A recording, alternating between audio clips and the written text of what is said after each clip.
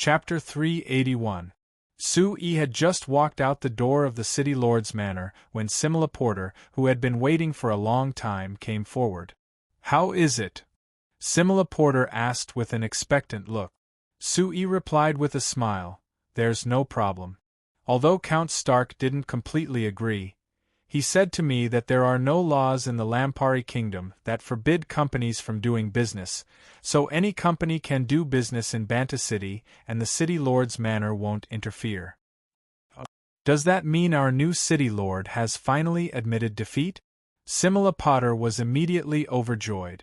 Simila Porter was overjoyed. Ha ha, I knew that his agricultural promotion policy wouldn't last sooner or later. Now it's good, he's suffering himself. Sue-E shook his head and signaled for Simila Porter to follow him into the horse carriage waiting outside. When the horse carriage started moving, he said in a low voice, although Count Stark should have realized his mistake, his basic attitude and position definitely won't change. So we can treat it as him tacitly agreeing that we can continue doing what we stopped, but we can't make it too obvious or be too arrogant. If it causes a backlash from Count Stagg, my previous efforts will be wasted. Simila Porter gave a serious nod. I understand. Chairman Sue, you must have paid a large price to convince him to let us continue the canal project, right? It can't be said that I paid a price. Strictly speaking, I just wanted to make a deal with him, but this deal is very helpful to the grain development of Banta City that he cares about the most. Simila Porter looked at Sue-E. He wanted to ask what was going on, but he gave up on this question after thinking about it. Anyway, the canal project that he cared about the most, after being stopped for half a year under Count Stark's orders, it could finally start again, so he was already happy enough. Chairman Sue, did the City Lord say when we can start? Simila Porter kept asking. I hope that it can be done as soon as possible. Taking advantage of the dry season of winter, the canal project will be much easier compared to normal. If you're willing, we can start tomorrow, Sue said with a faint smile. Since Count Stark has already expressed his attitude, it means that the City Lord Manor won't interfere. As long as you keep a low profile, I think there won't be any problems. That's great. Simila Porter excitedly clapped his hands, but then he was stunned as he said with a bitter smile, Chairman Sue, you must be joking with me, right? Tomorrow is the first day of the year. How many workers are willing to work at this time? It's good that you know. Sue laughed, so you can't be too anxious. How about this, we'll temporarily start work on the 7th day of the new year. It'll also allow me to give you a few of our company's newest 2.0 magic excavators, which should speed up the work quite a bit. There are new magic excavators that can be used? That's great. Simila Porter immediately broke out in a happy laugh. Looking at Simila Porter, who was filled with passion, energy, and fighting spirit, as if he had endless energy, he thought that no one would be able to connect him with the depressed fellow who wanted to commit suicide when Sue-E met him for the first time. Giving him the responsibility of the canal project really was appropriate. Right, Chairman Sue, when I was helping Eiffel City clean up the Rum River, the Eiffel City Lord asked me about the magic excavators, and other construction magic machines. I recommended your new flyer to him. I think that after New Year's, Eiffel City should send someone to discuss the matter of buying these magic machines. Simila Porter then said, This means that you've helped our company pull in some business. Ha ha, should I give you a commission according to the rules? Sue said in a teasing voice. Simila Porter quickly waved his hand. Chairman Sue, don't joke with me like this. I really want your new flyer's construction magic machines to popularize the Lampari Kingdom. When that time comes, my fleet will be able to move unimpeded through the Lampari Kingdom. After pausing, he then asked, Chairman Sue, speaking of fleets, when will the magic boats you mentioned be made? I'm very sorry, I can't give you an exact time. Sue shook his head. But I can tell you that the most important technical problems of the magic boats have already been solved, so I'm certain that this thing will be developed in the next few days. According to my estimation, when the canal connecting the Sandy River and the Rum River is truly opened, you can lead such a fleet to sail over. Really? That would be great. Simila Porter excitedly waved his fist. He looked at Sue with a wide smile as he said, Chairman Sue, there are times when I really don't know if I should hate you or thank you. If it wasn't for you, my fleet wouldn't have fallen to the point where there was no business to do, forcing me to have thoughts of suicide. But if it wasn't for you, I wouldn't have been saved and I would have had the fleet of my dreams. Sue gave a shrug. It's up to you. You can hate me or thank me, but you've done what I wanted you to do and that's enough. Yes, what you said makes sense. Simila Porter nodded heavily. Simila Porter gave a strong nod. It has to be said, Chairman Sue, your boldness is much greater than normal people's. I don't need to worry about those random things when cooperating with you, it's much easier. It's good that you're satisfied, we'll have many chances to cooperate in the future. The two discussed the canal project for a while before the horse carriage carrying the two of them left Banta City. Simila Porter declined Suyi's invitation to be a guest at the Falling Star Manor and changed into another horse carriage, heading to the mouth of the Sandy River. Based on his appearance, it was clear that he didn't care about the New Year's and wanted to quickly open the canal. Sue admired his work spirit, but he wouldn't do the same thing as him. To him, he could focus on work at other times, but with the New Year's coming, the most important thing was to spend time with his family and enjoy the New Year's. When the horse carriage entered the Falling Star Manor, Steele immediately came out to greet them. After seeing Sue, Steele had a ghost of a smile that was a bit strange. Sue wiped his face and said in a confused voice, It's nothing, right? Why are you looking at me like this? Steele came over and reached out to pinch Suyi's face before giving a soft snort. I don't mind if you want to keep a mistress, but why did you discuss this with Evita? Could it be that you also have thoughts about Evita? Sue was stunned before loudly complaining. When did I want to keep a mistress? Then again, what does this have to do with Evita? I just wanted to ask her about your thoughts. Seeing Suyi's nervous appearance, Steele wanted to keep a straight face, but she couldn't help laughing in the end. She even couldn't help holding her stomach as she bent over in laughter. Seeing her appearance, Sue knew that she wasn't angry and instantly calmed down. When still calmed down a bit, Sue hugged her and pulled her into his embrace. He looked at her and said with a soft snort, I really underestimated the deep friendship between you and Evita. She even told you this kind of thing. Isn't she afraid that I'll cause trouble for her? You won't. Steele gave a soft snort. Our respectable peerless man Sue, Chairman Sue, how could he be so petty as to cause trouble for a girl like Evita? Don't you think so? Sue glared at her in annoyance. What? Is this what Evita told you? Of course not. Don't you know what kind of personality Evita has? She praised you for half a day in front of me and even told me to cherish you. She said that a good man and husband like you is one of a kind and I can't let you hate me, so I have to be good to you. Hey, to be honest, Sue, what do you think of Evita? What do you mean by asking this question? Sue asked back with a frown. Answer my question first. Then what are you talking about? I'm talking about her as a girl.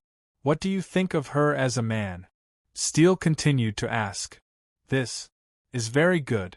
I feel that Evita's personality is quiet, kind, and considerate. She will think of others and is a very good girl. Then do you think she's pretty? Steele asked again. Although she's not as pretty as you, she can still be considered pretty. The most important thing is that she makes people feel comfortable. I think that as long as it's a man, they would like a girl like her. Seeing that Steele was very serious, Sue honestly replied. So you're saying that you like her too? Sue frowned again. Steele, what's wrong with you today? Why do you have to ask this question? I do think that Evita is a very good girl, but this has nothing to do with whether I like her or not. Steele stared at Sue for a while. Her large eyes turned and she suddenly revealed a charming smile. She lightly kissed Su Yi's lips and pulled his hand into the manner. She didn't plan on continuing this topic. Su Yi was confused by Steele's strange reaction. But thinking about how people often told him that a girl's mind was hard to understand, he shook his head with a smile and didn't ask any more. Chapter 382. The first ray of sunlight spilled over from the eastern horizon, reflecting a dazzling pure white light on the black rice wasteland. It had been snowing all night last night, and although it had stopped before dawn, there was still a thick layer of snow on the ground. When Cook stepped down, his calf sunk in. Shaking his head, he pulled out his right foot from the snow and Cook continued walking around the non-ferrous metal smelting factory. As the manager of the Frestek Chamber of Commerce's non-ferrous metal smelting factory outside the Valar tribe, Cook's responsibility was heavier than others. Even if it was the first day of the new year, he still chose to stay at his post. The first thing he did after waking up was to inspect the factory. But because of the New Year holiday, the factory had been closed for several days, so there wasn't anyone here. Cook looked around and found nothing strange, so he ended his work for the day. When he was hesitating whether he should go back to the warm dormitory with the magic air conditioner to sleep or go to the mine on the other side to take a look, there was a wolfman that quickly ran over from the direction of the Valar tribe. Cook looked over and found that this wolfman was Wolf, who worked as a porter in the factory, so he raised his hand to greet him. "Hey Wolf, it's the first day of the new year and you're not with your wife and child at home, what are you doing running to the factory?" Wolf broke out in laughter and ran over to grab Cook's arm. "Manager Cook, the chief had me invite you to the tribe as a guest, let's go." "Guest?" Cook was stunned. "I am a human, it isn't good for me to run to your wolfman tribe on the first day of the new year, right?" "What? Manager, are you looking down on us wolfmen?" Wolf asked with wide eyes. No, I didn't mean that. I just feel that since today is the first day of the new year, you wolfmen should have your own activities and it isn't appropriate for a human like me to participate." "What is there to be inappropriate about?" Wolf grinned and said in an uncaring voice, "We've been working together for half a year, do you still treat yourself as an outsider? The chief said that it would be boring for you to spend the new year alone, so he had me invite you and let you see how we wolfmen spend the new year." "But, alright, don't say so much. You weren't even this shy when I asked you to drink with me last night. Let's go." Without another word, Wolf pulled with all his might. How could Cook compare to the strength of an adult werewolf like Worf? Thus, he was dragged towards the Valar werewolf tribe. After entering the Valar werewolf tribe, Cook realized that the tribe today was indeed different from usual. Other than every house being decorated with red cloth, there was a strong smell of meat coming from every door and window. Just a whiff of it would whet one's appetite. After seeing Cook, all the werewolves in the tribe, regardless of gender or age, smiled warmly at him. Although the wolf faces didn't look that good when they smiled, one could still feel their enthusiasm. Cook couldn't help but sigh. He still remembered that when he was sent by the chairman to be in charge of the non-ferrous metal smelting factory, the Valar tribe's wolfmen had always looked at him with suspicion and vigilance. But in just half a year, there was a large change in the attitude of these werewolves. The reason was very simple. It was because with the mining of the mine and the non-ferrous metal smelting factory that Cook was in charge of, there were werewolves working in every household of the Valar tribe, earning several gold coins each month.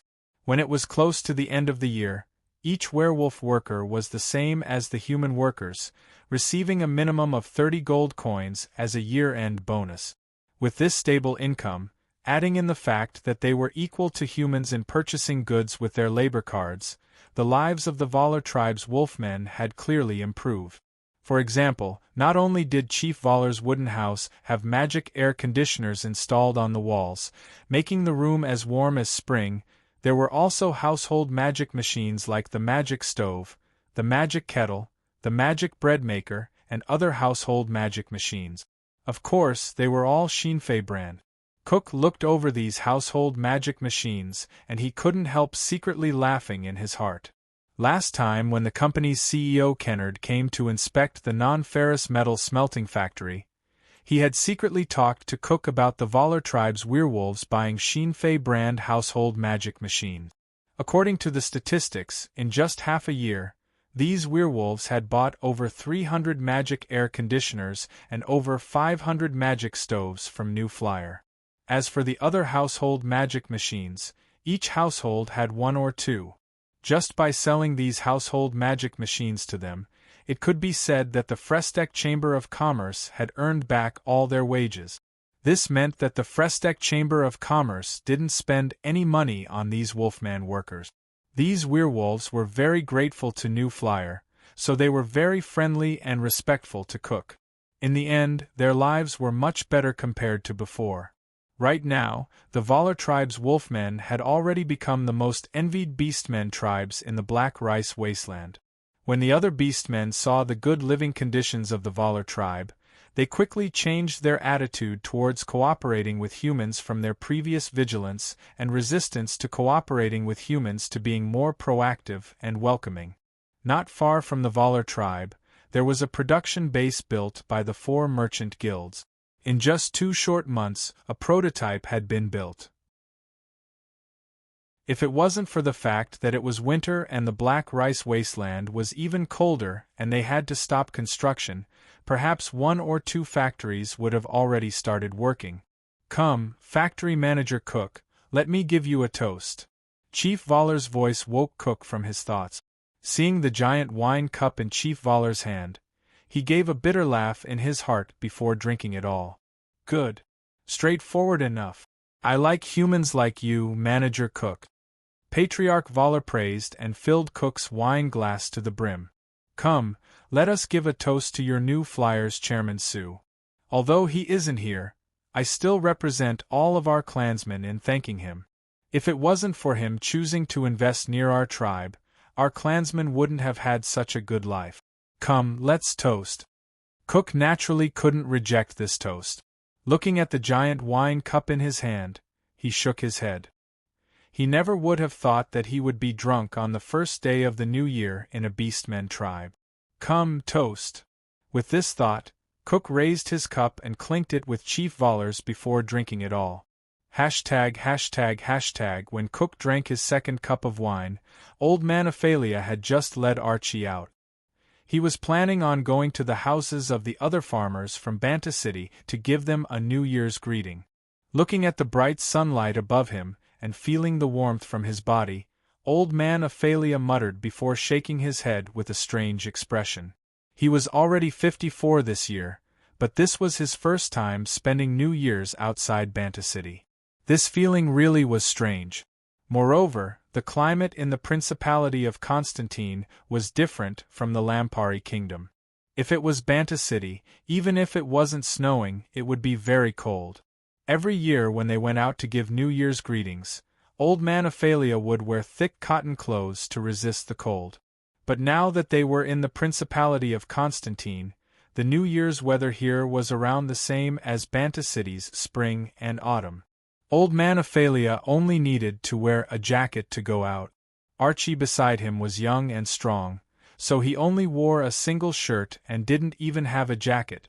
Of course, what was different from last year was that Old Man Ophelia and Archie were wearing new clothes made of fine materials. Compared to last year where they could wear new clothes without any patches, it was without a doubt much better. Looking at Archie, who was wearing a set of clothes that cost 13 gold coins, looking very handsome, Old Man Ophelia's heart was filled with gratitude towards Sue and the New Flyer. He patted Archie's shoulder and led him in the direction of Leia's house. Because of the New Flyer's recruitment this time, there were over 2,000 farmers that had moved from Banta City. There were many that were like Old Man Ophelia and Leia's family, moving their entire family here. When they came here and lived in the houses that the Frestec Chamber of Commerce had prepared ahead of time, they naturally formed a village of Banta City's farmers. Before this, most of these farmers were not familiar with each other, but after coming to a foreign country, they naturally began to communicate frequently, and their relationship with each other quickly became close. Because the Principality of Constantine was too far from Banta City, it took close to a week to go back and forth. So during the New Year's this year, most of the farmers chose not to go back and stayed here to celebrate. After Old Man Ophelia and Archie came out, there were countless people who greeted them and wished them New Year's. When they came to Leia's house, Leia's father was also preparing to go out. When he saw Old Man Ophelia and his son, he quickly welcomed them in. Archie respectfully wished Leia's parents a Happy New Year. Then he ran into the room and pulled Leia, who had just put on her new clothes, out. Seeing Leia, who looked even more beautiful after putting on her new clothes, standing together with Archie, Old Man Ophelia's heart skipped a beat. He looked at Leia's father and signaled him with his eyes. Leia's father understood and waved his hand at Archie and Leia. "All right, you two can go out and play. You don't need to worry about the family matters, just remember to come back for lunch." Archie happily grabbed Leia's hand. "Let's go, Leia, let's go to the pier by the sea to play. I've already rented a boat from the fishermen by the sea, we can go out to play." Think about it, being able to go out to sea on the first day of the New Year's. How fun would that be? Leia also had an excited look as she asked her father with her eyes. After receiving an affirmative answer, she gave Old Man Ophelia a bow and happily ran out with Archie. Seeing the two happily leaving, Old Man Ophelia revealed a smile. He turned to Leia's father and said, "I think these two children are quite compatible. How about we just let them get married?" Contrary to Old Man Ophelia's expectations, Leia's father didn't hesitate at all and directly nodded. I already had this idea. After the New Year's, we'll find a good time to let them get married." Leia's mother on the side also nodded and said, "That's right, letting them get married early is also good. If they stay together all day, something will happen sooner or later." Old Man Ophelia looked at Leia's mother and thought about it, but he couldn't refute her. If young people like Archie and Leia stayed together for a long time, it really was hard to predict what they would do. But Old Man Ophelia was very satisfied with the quick reaction of Leia's parents. Thinking of why they agreed so quickly, it must be because his family had moved here and could earn several hundred gold coins each year. Old Man Ophelia's heart was filled with gratitude towards New Flyer. "All right, let's discuss this." Archie and Leia, who were running towards the sea, never thought that their marriage would be decided by their parents at this time. Chapter 383. Without him knowing, it wasn't just Archie and Leia who were set in marriage. In the north of the Lampari Kingdom, in the Muerto Mountains that were over 1,000 kilometers away from the Shinfei farms, Viscount Leslie looked at the letter in his hand and gave a cold laugh. His hands used strength and tore the letter to pieces before throwing it into a mountain stream beside him. In a split second, countless shredded pieces of paper fell down, as if a light snow had fallen in the mountains. Seeing the paper disappear into the mountain stream, Viscount Leslie was silent for a bit. He turned around to look at his Northern Army colleagues and thought that they must be the same as normal people, envious that he was born into a large noble family like the Stag family. They didn't know that as the descendant of a large noble family, there were many things that they couldn't do. For example, in the letter his mother sent, it said that his family had already set a marriage for him and didn't allow him to reject it.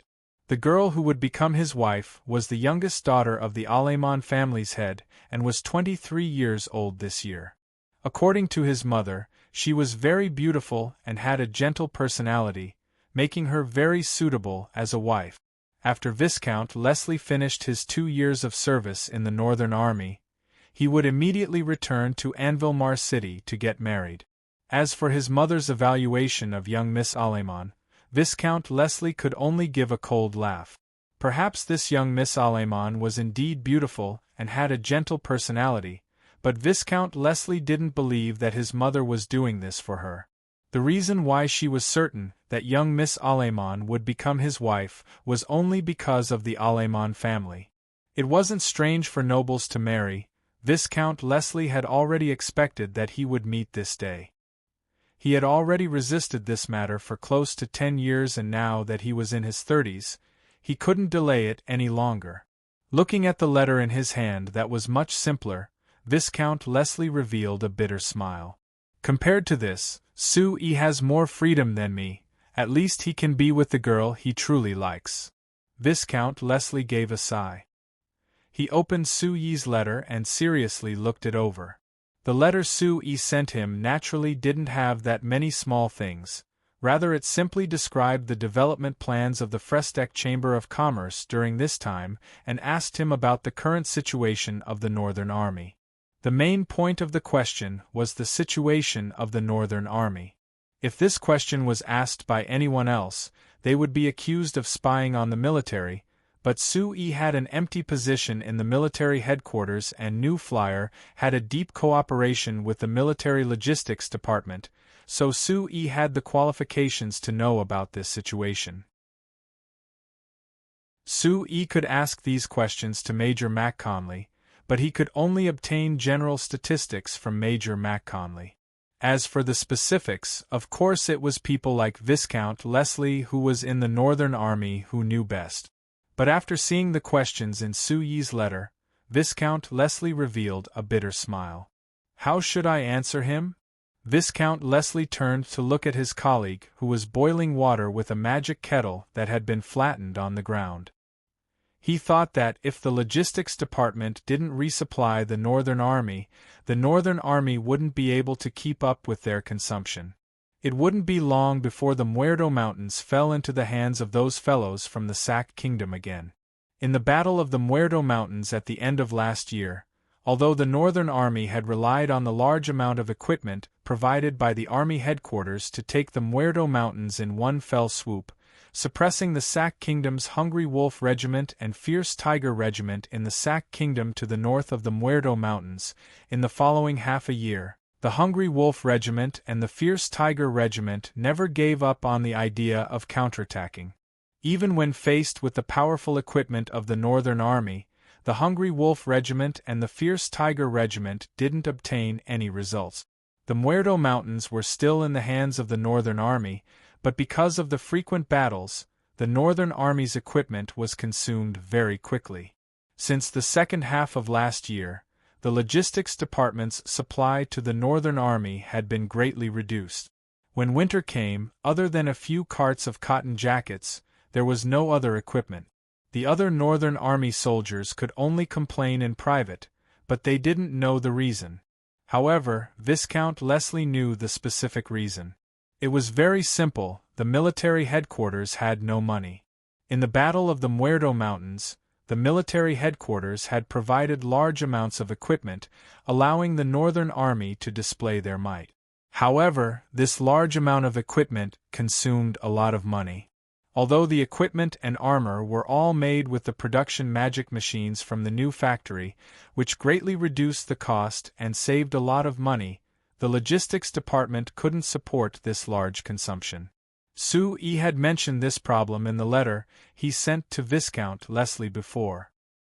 He said in his heart that although the Fresteck Chamber of Commerce had lowered most of the equipment to cost, the Army headquarters still couldn't take out the money to buy them.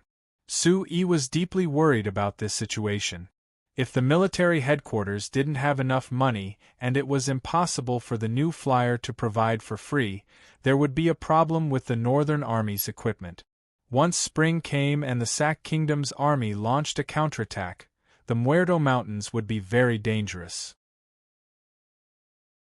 In the letter, Sue had hinted to Viscount Leslie that if there was any danger, he had to leave as soon as possible to protect his own life.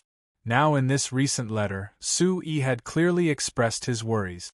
The military headquarters hadn't made any orders to the New Flyer in 3 months, which meant that the military headquarters couldn't support the Northern Army's equipment consumption at all. This also meant that the Northern Army's current situation was very dangerous. Seeing Sue hinting at the end of the letter that if things were bad, He had to find a chance to leave ahead of time. Viscount Leslie couldn't help giving a sigh and shaking his head. Of course he knew that Sue had good intentions, but he had already served in the Northern Army for close to 2 years. Even if he was mainly responsible for logistics, he had experienced quite a bit of blood with his colleagues, so he had deep feelings for the Northern Army. Although he knew that the Northern Army's current situation wasn't good, Viscount Leslie wasn't planning on leaving by himself. But he was clear that his power as a single person was limited. With his current abilities, he couldn't solve the Northern Army's true problem, which was that the military headquarters had no money.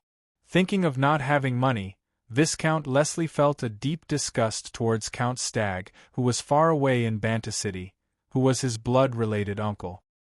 He also felt a deep hatred towards the ideals his family had always insisted on. There was clearly a better way to make the kingdom rich, but these rotten fellows only cared about their own benefit. They deliberately ignored all of this and even tried to suppress it. In their eyes, the rise and fall of the kingdom, the good and bad lives of the citizens, wasn't it more important than the long-term survival of their family? Humph! A group of idiots. The world is about to change with the appearance of Sue, but you still want to hold onto those old ideas. If you continue like this, you will become the sinners that cause your entire family to be eliminated. Viscount Leslie narrowed his eyes and thought for a bit. He took out 2 pieces of paper and wrote a reply to Sue first. He described the difficulties the Northern Army was facing in the letter and hoped that Sue could help solve this problem as much as possible. The second letter was a reply to his mother. In this letter, Viscount Leslie expressed that he was willing to accept the family's arrangements and return to Anvil City to marry young Miss Aleman. At the same time, he used a very serious tone to reveal another meaning. He, Leslie Stagg, would use his greatest efforts to obtain the position of head of the Stagg family. While Viscount Leslie was seriously writing his reply, Lampuri XIII was in the royal palace looking at the Lampari kingdom's year-end financial report in his hand, and his lips curled into a faint smile. This year's financial report was much better than last year's.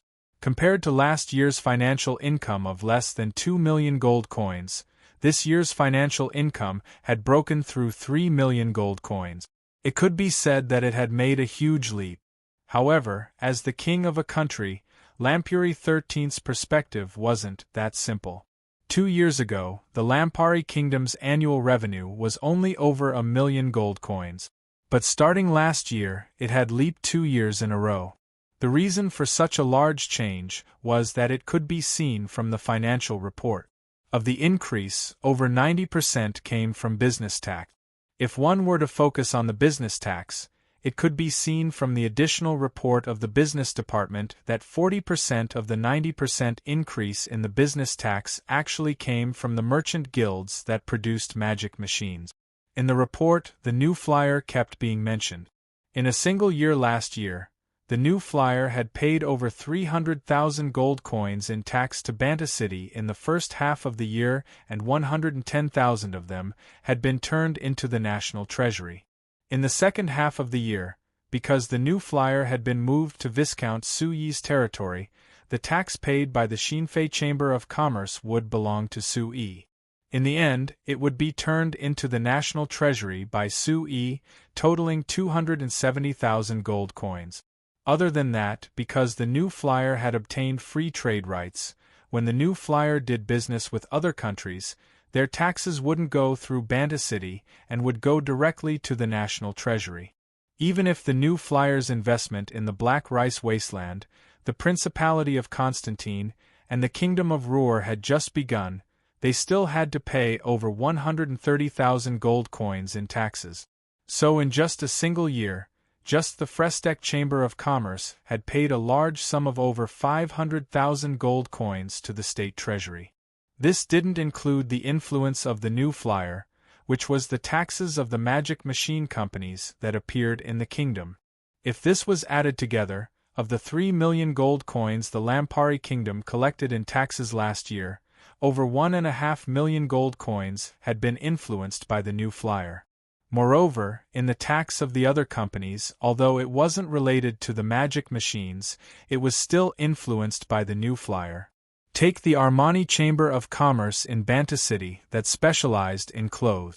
Because of the magic textile machine developed by the new flyer, the Armani Chamber of Commerce's production capacity had greatly increased. Although the price of the clothes they sold had decreased, because of the increase in sales, their profits had increased by leaps and bounds. According to the statistics, the Armani Chamber of Commerce had paid a total of 320,000 gold coins in taxes last year. Other than that, the Amsterdam Chamber of Commerce that was in charge of laying roads all over the kingdom had also paid 260,000 gold coins in taxes last year. Or the Renekton Chamber of Commerce, after looking at it for a while, Lampuri 13th suddenly found that just the large companies that belonged to Banta City had paid close to 1.5 million gold coins in taxes to the national treasury. As for the taxes Banta City paid this year, it was only a trivial 190,000 gold coins. Compared to last year, it was without a doubt far worse. Seeing this clear comparison, Lampuri 13th couldn't help giving a cold laugh. I want to see what those fellows still have the face to say. Chapter 384.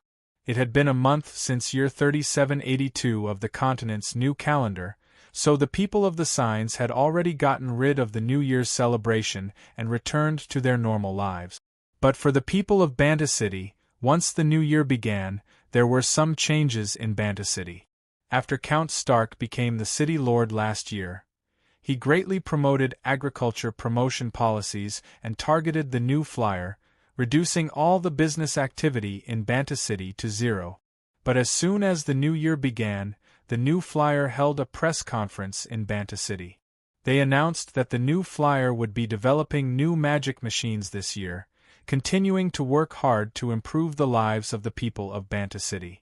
Everyone thought that with how high profile the new flyer was in Banta City, Count Stark would definitely make a move. But unexpectedly, not only did Count Stark not suppress the new flyer like everyone thought, he even publicly announced in the Banta Times that the agricultural development of Banta City couldn't be separated from the agricultural magic machines produced by the new flyer. He hoped that the new flyer would develop more agricultural magic machines to further develop Banta City's agriculture. When this issue of the Banta Times came out, it was immediately sold out. Everyone was incomparably shocked by this situation, because based on last year's situation, Count Stark had already formed a death grudge with Sue and the new flyer, so there was no room for reconciliation at all. But now that Count Stark had made this statement, didn't it mean that the two of them had let go of their previous grudges and were about to cooperate? The series of events that followed seemed to further prove everyone's guess. The day after Count Stark and the Banta Times made their statement, the Porter Chamber of Commerce's chairman Simila Porter announced in the Banta Times that the canal connecting the Sandy River to the Rum River would be starting again. The Porter Chamber of Commerce would be recruiting large amounts of workers from all over Banta City to dig the canal. This canal project was proposed by Sue when Count Satsuma was still the city lord. The new flyer and the Amsterdam Chamber of Commerce worked together on this project. Then after Count Stark became the city lord, this canal project hadn't been carefully inspected and was a waste of Banta City's manpower and tax revenue, so he put it on hold. Now that the Porter Chamber of Commerce announced this canal project, Count Stark and the city lord Manor didn't have any objections. This meant that Count Stark's attitude had loosened. Not long after this, the Banta Times published an even more shocking piece of news. It was that new flyer would be opening a fertilizer factory in the Sandton Industrial District. The Frestec Chamber of Commerce opening a factory in the Sandton Industrial District was already enough to shock everyone because to everyone, the Frestec Chamber of Commerce had been suppressed by Count Stagg last year, so they should have never returned to Banta City. But now the Frestec Chamber of Commerce not only opened a factory, they even announced through the Banta Times that this fertilizer factory was opened by the Frestec Chamber of Commerce under the special approval of the City Lord Manor. Everyone couldn't understand what was going on. New Flyer doing this, could it be that they were admitting defeat to the City Lord Manor? But facts didn't seem like this because according to the report in the Banta Times, this fertilizer factory didn't seem to be related to the City Lord Manor, it was completely built by New Flyer. Then didn't this mean that Sue E and Count Stark had made a secret deal? This was a bit too unbelievable. While everyone was guessing the secret deal between Sue E and Count Stark, everyone was also very interested in this so-called fertilizer. According to the introduction of fertilizer in the Banta Times, this fertilizer was used to improve the environment of the land and increase the yield of grains. This made everyone a bit doubtful. Could it be that the amount of grain produced on a piece of land wasn't already determined? Why would it increase the yield after this fertilizer was applied? Wasn't this a little too ridiculous? But out of their trust in New Flyer, everyone kept watching for now. However, in just a few days, an order from the City Lord Manor filled Banta City with excitement again. They're actually forcing us to buy this fertilizer? What is our new City Lord thinking? Sarkozy looked at Cantona sitting in front of him with a faint smile, who seemed like he had a card up his sleeve, and asked, "Hey, Cantona, what do you think is going on here? It can't be that it's really like the others said. Chairman Sue has turned to the Stag family, right?" Cantona wanted to stay on the side and observe everyone's reactions, but now that he heard Sarkozy's question, he couldn't remain calm. "What nonsense are you saying? Old man Sarkozy, I always thought that you understood things better than those fellows. How could you believe this kind of nonsense?" Cantona curled his lips in dissatisfaction. Sarkozy curled his lips in disdain. Although Chairman Sue has reached an agreement with Count Stark, how is this related to him siding with the Stag family? According to what I said, it should be Chairman Sue who turned our City Lord to his side. Old man Sarkozy shook his head. "I'm too lazy to care about the matters of those important people. Just tell me why the City Lord Manor is forcing all the farmers of Banta City to buy fertilizer." There are many people who are suspecting that the City Lord is using some method to force Chairman Sue to open this fertilizer factory, so that he can earn money from us farmers. Forget it, how much money can normal farmers have? How could Chairman Sue and Count Stark care about them? Cantona didn't know whether to laugh or cry as he said, "All right, I'll be honest with you, this fertilizer really is a good thing. Just follow the instructions from the City Lord's Manor, and I can guarantee that the harvest will be much better than before." "It's that effective?" Sarkozy and the surrounding villagers that Cantona had gathered all looked at Cantona with doubt. "Of course." Cantona gave a certain nod. Cantona nodded. "You should know that I just came back from the Principality of Constantine, right? Let me tell you, before I came back, the Shinfei farm had just finished their first harvest." "Isn't it still winter? How could they harvest rice?" a farmer asked in a surprised voice. "Idiot, I already told you that it's the Principality of Constantine. The climate there is different from here. Isn't that right, Cantona?" Another farmer said. The Principality of Constantine has a mild climate all year round, so even the coldest time is the same as our spring. So they can plant rice 3 times a year and it grows very quickly. Before I came back, they had just harvested the rice that was planted in winter. Take a guess, how much did they harvest? Seeing the mysterious look on Cantona's face, everyone knew that this number was much higher than normal. Sarkozy thought for a bit before saying, "According to the standards of Karma City, 1 hectare of rice is around 2 tons. Based on your appearance, it's definitely higher than this, so I'll count it as 3 tons per hectare. Is it like this?" "No, it's even higher than this." Cantona shook his head with a smile. "Let me tell you, in the 20,000 hectares of farmland this year, we harvested a total of 70,000 tons of rice, averaging close to 4 tons per hectare. It can't be. How is that possible? What a joke. All the peasants, including Sarkozy, stood up in shock.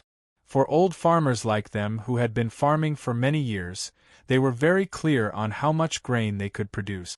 Sarkozy guessing that 2 tons per hectare was already a very bold guess because even in Karma City, where rice was rather developed, 1 hectare of rice could only harvest around 2 tons per hectare. Moreover, one had to have a good harvest to reach this number, so it was very hard to reach in a normal situation. Why would I joke with you all? Let me tell you, this is the strength of the fertilizer. In the 20,000 hectares of farmland that have been reclaimed, we have used the new Flyer's newly developed fertilizer and the effects are very good. If you don't believe me, you can ask the people from our Banta city. Sarkozy shook his head. They are all in the Principality of Constantine right now, how could we go that far to ask? Sarkozy gave a snort before asking, all right, Cantona, I believe you and I believe in the new Flyer and Chairman Sue even more. Since this fertilizer is this useful, we'll have the farmers of Banta City use it. But Cantona, can you tell me why this fertilizer is so useful? Right, let us know what is going on and it'll be easier to tell others. That's right, if this fertilizer is this useful, why didn't the new Flyer take it out earlier? Hey, could it be that you want to blame Chairman Sue? Cantona looked at everyone. Sarkozy glared at them. Let me tell you, this fertilizer is a secret recipe that Chairman Sue obtained from the elves with great difficulty. You shouldn't have any doubts about the elves' ability to grow plants, right? Elves? Everyone looked at each other and revealed looks of understanding at the same time. They would be doubtful if this thing was explained in any other way, but if it was a secret recipe obtained from the elves, no one doubted it at all. After all, the elves had a history of tens of thousands of years, which was much longer than that of humans. Everyone knew that the elves were extremely good at living in symbiosis with plants. They could even grow a forest out of thin air in a barren wasteland. Thus, it wasn't too strange for them to create something that could promote the growth of rice. Seeing the expressions on everyone's faces, Cantona shook his head and gave a sigh in his heart. To him, Sue could obtain such an important secret recipe from the elves, so he must have paid a large price. According to what he knew, in this fertilizer factory, Sue and the new Flyer couldn't earn that much money, so the factory was mainly controlled by the elves. Sue spent this much effort to solve this problem because he was thinking of the farmers of Banta City. However, even like this, he was still doubted by the farmers of Banta City, which really made people feel that it wasn't worth it. Chapter 385. Don't look at me like that. I'm not that great and I'm not as idle as you say. Sue looked at Hannes sitting in front of him and shook his head. I'm only doing this for a reason that I mentioned to you a long time ago, which is to liberate the agricultural population. Then let them invest in the magic machine industry you mentioned? Hannes kept asking. Right. Sue nodded. Don't you think that there are too few people in our Lampari kingdom? Too little? Hannes widened his eyes. Hannes' eyes popped out. Why don't I think so? Our Lampari kingdom is only a small kingdom, it's already quite a lot to have several million people, but you still think that's too few? Could it be that you want our Lampari kingdom to have the same population as the Malempire and the Canlempire? There's no need for that, but it's a bit lacking for my current request. Haven't you noticed that even with the 200,000 people that came to Banta City, it's still a bit lacking? But this is because there is too much work in Banta City. Hannes said with knit brows. Hannes said with a frown, moreover, the reason why there are so many jobs in Banta City is because the products of your companies are sold in the other cities of the kingdom. This is equal to relying on the people of other places to feed the 200,000 people. If you want the entire Lampari kingdom to become like Banta City, who will feed all these people? Of course it's the other countries. Sue revealed a faint smile. Sue revealed a faint smile. Not to mention that the Lampari kingdom only has 5 million people. Even if there were 50 million people, we could easily feed them. Moreover, I'm not talking about feeding them, rather it's living a good life. Isn't your thinking a little too naive? Hannes shook his head. Our Lampari kingdom isn't that strong in the signs. How could the other countries be so stupid as to feed us? Sui glanced at Hannes and thought that it would be too troublesome to explain to him how much change the Industrial Revolution would bring to a country. Moreover, Hannes might not understand, so he gave up on the idea. Anyway, Hannes came to Banta City this time just to interview the new fertilizer factory, secretly collecting information on the fertilizer for the kingdom's high level. Discussing these deep matters that would affect the Lampari kingdom with him, it was better to wait until Seveni came next time. Thinking of Seveni, Suyi's heart skipped a beat and he asked Hannes about Her Highness' recent whereabouts. Since she came with Major Mac Conley last year, Seveni hadn't come to Banta City in a long time. This was a bit strange for Seveni, who came when she had nothing to do in the past 2 years. Of course, if Count Stark was the city lord here, Her Highness definitely wouldn't come here for no reason. As for during this time, when I left Anvilmar City, I heard that Her Highness was preparing to go to Seoul City for an inspection. Hannes suddenly raised a brow and asked Sui, "Hey, Sui, is this matter related to you?" "How is it related to me?" Sui couldn't help smiling. "Could it be that I can decide Her Highness' whereabouts?" "You dare say it's not related to you?" "I've heard that Seoul City is preparing to develop an industrial zone and Her Highness is planning to inspect this industrial zone. Then again, Seoul City's current city lord is Count Satsuma. You dare say that this industrial zone development isn't related to you?" "Why wouldn't I dare say it?" Sui gave a soft snort. "To tell you the truth, Count Satsuma developing an industrial zone in Seoul City was something he thought of himself. I didn't give any suggestions at all. Of course, our new flyer does have plans to invest in Seoul City, but it will take at least the second half of the year to implement it." Hannes shook his head. "Speaking of this, I remember that a few months ago, the Drake Duchy's Princess Caroline came to Banta City. Seoul City is that close to the Drake Duchy and your new flyer is planning to invest in Seoul City. Could it be related to Princess Caroline?" "Hey, Sui, I've heard that Princess Caroline is very beautiful. Have you been charmed by her?" Seeing the smile on Hannes' face, Sui didn't know whether to laugh or cry. This fellow really had a sharp sense of smell. He had never told him about this before, but he could make such close inferences from these clues. He really was a natural journalist. But this matter was still a private agreement between the new flyer and the Drake Duchy, so it wasn't convenient to reveal it. Moreover, his contact with Princess Caroline last time was too awkward, so Sui wasn't willing to talk about it, so he just gave a vague explanation. Hannes naturally didn't believe him and wanted to ask, but he was firmly rejected by Sui. Seeing Sui's firm attitude, Hannes had no other choice. He could only change the topic to the main topic, the fertilizer factory. In their conversation just now, Sui had already told Hannes that after using fertilizer, it could increase the yield by half or even close to double. Moreover, this result had been verified on the 100,000 hectares of land the new flyer rented in the Principality of Constantine. Hannes was very shocked by this result, so he was very confused as to why Sui would choose to build a fertilizer factory in Banta City. He even wanted to cooperate with Stark Count, who didn't like Sui and the new flyer.